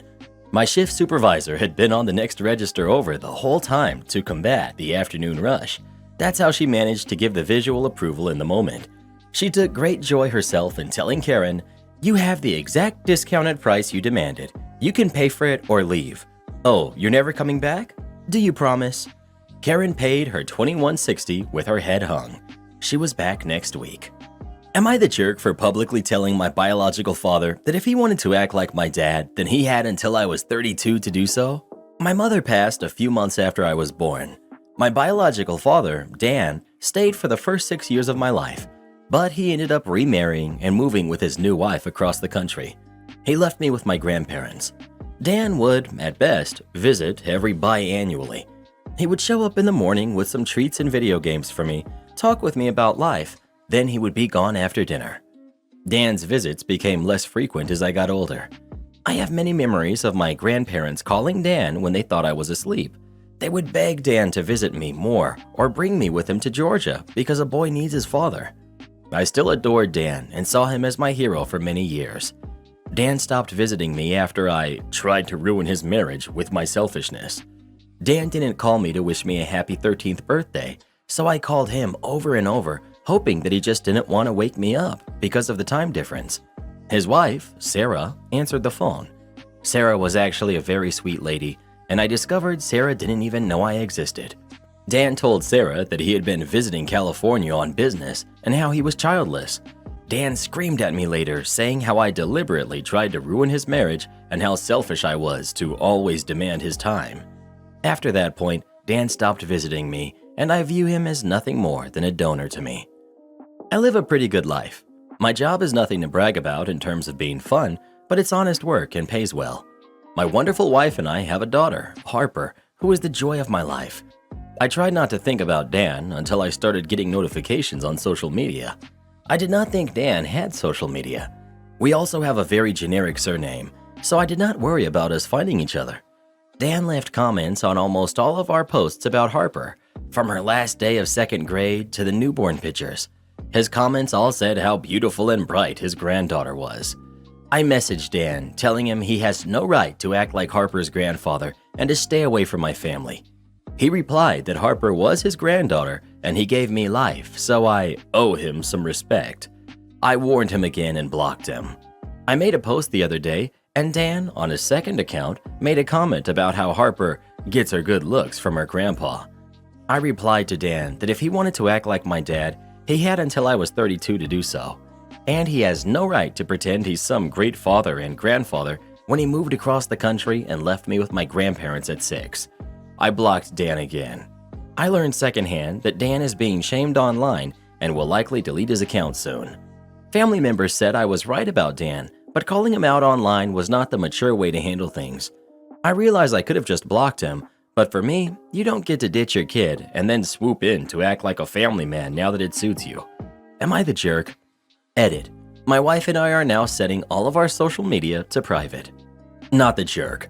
This man pretended you didn't exist for most of your life, and I'm sorry at how harsh that sounds. What right does he now have to dance into your life and try to claim your daughter? You ruined his marriage? Nah, mate. He ruined it himself by keeping you a secret from his wife. His beautiful granddaughter? Oh no.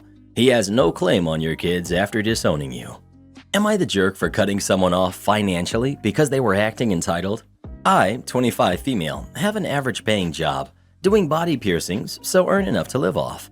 My friend, Lottie, 24 female, who I had been friends with since I was little, did not come from a financially fortunate family and has no job. Extra info. No disabilities, mental disorders, or anything at all to stop her from working. Plus, she has a public transport pass. So ever since I got a job, 16 years old, I supported her financially, treating her to meals and trying to help her avoid takeaways for her well-being. I even paid clothes for her. When she was 18, I paid for 1/4 of her apartment rent and hair salon appointments. Keep in mind, she's on government benefits. This continued, which is absolutely fine, and she always told me she liked the unemployed life as the reason she didn't work. All was okay until No, it doesn't sound like it was all okay. All was okay until I officially started making more money. 21 years old.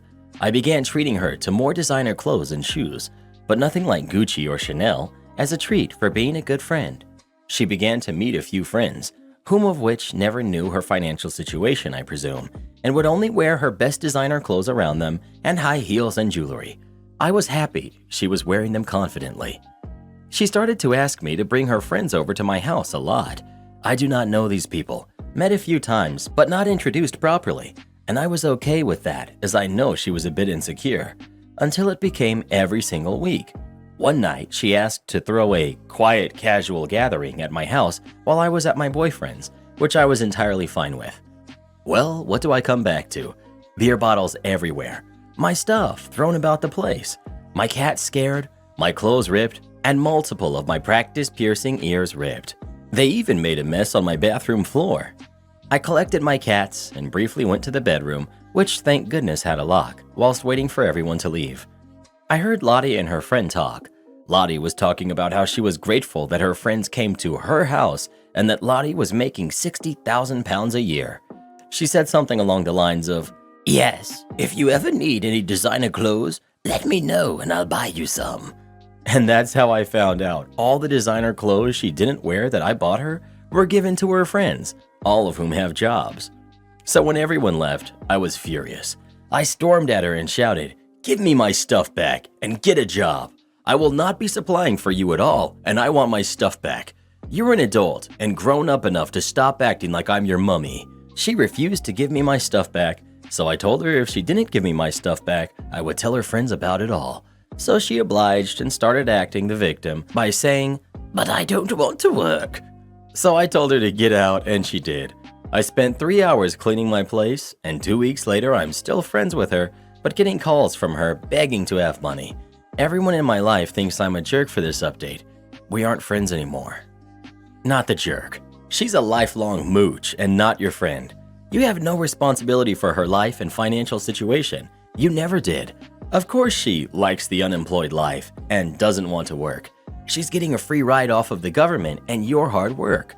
I will say you did kind of set yourself up for this by feeding into her mooching behavior since childhood. But you're both adults now, and able-bodied adults have to work whether we want to or not. That's just life. You really would be doing yourself a favor to cut ties with her and anyone else who doesn't see what an ungrateful leech she is out of your life, and find better friends who truly appreciate when you decide to treat them and don't just constantly have their palms out for your money. Why are you posting here and asking if you're the jerk if you're still friends with her? I'm sorry, but this does make you the jerk. Stop enabling her. She's grown.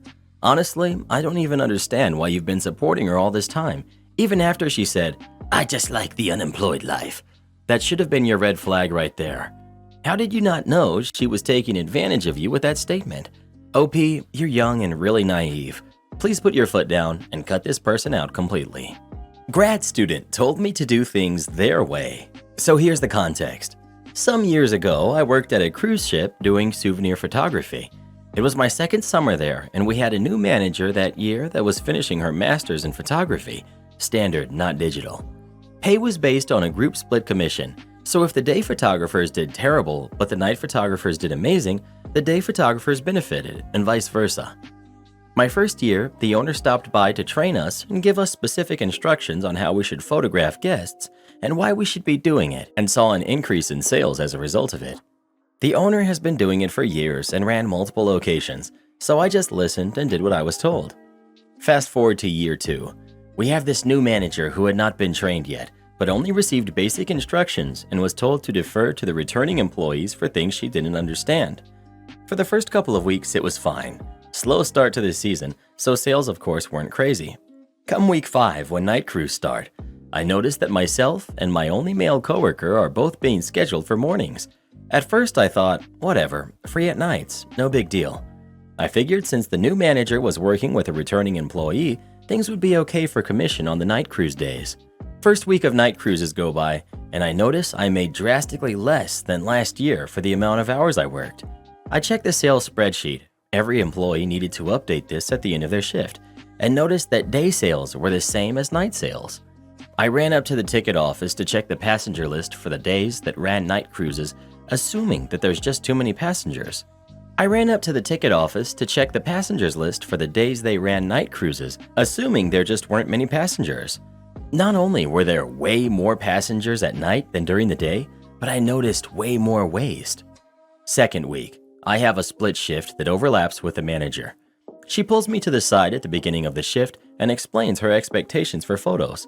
She shows me an example of hers and then shows me one I took. She told me that the way I took photos was unacceptable and I had to shoot them the way she did. These photos, by the way, get put into 8x6 sheets and small wallet-sized photos. Her photo was, highly technical, let's say. The entire top half of the photo was negative space and showing off the location. Yeah, sure, I kind of get what she was saying because I was in school for photography too. Too bad we're selling pictures of people and not space. I explained to her that myself and my coworkers have been shooting the way the owner instructed us to, and she said, I'm the manager here, not you. I don't know what he told you to do, and that's not what we're doing. Do it the way I tell you to, okay? The third week, I explained to my coworker that this is what the manager wanted, and he was confused as well. So we do it. We take these photos where the passengers are barely visible in the wallet photos, and half of the photos are negative space. Sales plummeted to no surprise from anyone but the manager and owner. I got a call from the owner asking if there were fewer passengers or something, and told him that it was normal. He asked why sales were down at night as well, to which I told him I had no idea because I was never scheduled to work at night anymore. He wasn't sure how to take that, but we left it at that. The next week, the owner called me to inform me that the new manager had agreed to mutually terminate her employment there, and then asked why we were having so much trouble. I told him everything she told us to do, and that scheduling was bad since it left us understaffed for night cruises. It turns out she was instructed to hire new employees for the season, and she ignored every single applicant because they had no formal photography education. So basically, knowing full well it would hurt sales to not tell the owner that the manager just wasn't good at sales photography, I just waited until she got in trouble for turning up losses because she pulled, You do what I say, I don't care. Sorry, Jay. My ex, Karen, cheated on me and wants me to pretend I'm the father. I, 38 male, had a fight with my ex-wife, 41 female, about her kid, Sam, who's 7, and need an opinion from the outside. We have one son together, Jake, who's 9. Sam is not mine. Our divorce was caused by my wife's infidelity, and I told her up front as she was pregnant, I will never take any responsibility for Sam, not emotionally or financially. However, I have figured my emotions out and got them in order to protect my son, Jake. That includes I accept Sam as his little half-brother and allow him on special events to visit me and Jake. Our custody agreement is clear. Every second weekend, Jake visits his mom. So my son had his birthday last month where I allowed Sam and X to visit and celebrate with us. It wasn't something big because of the lockdown, just about 15 people, Jake's friends and some family members. Sam loves to mimic Jake, and as he saw him calling me dad, he started to call me dad too. I've spoken with him calmly that I don't want to be called dad by him, but he is allowed to call me by my name.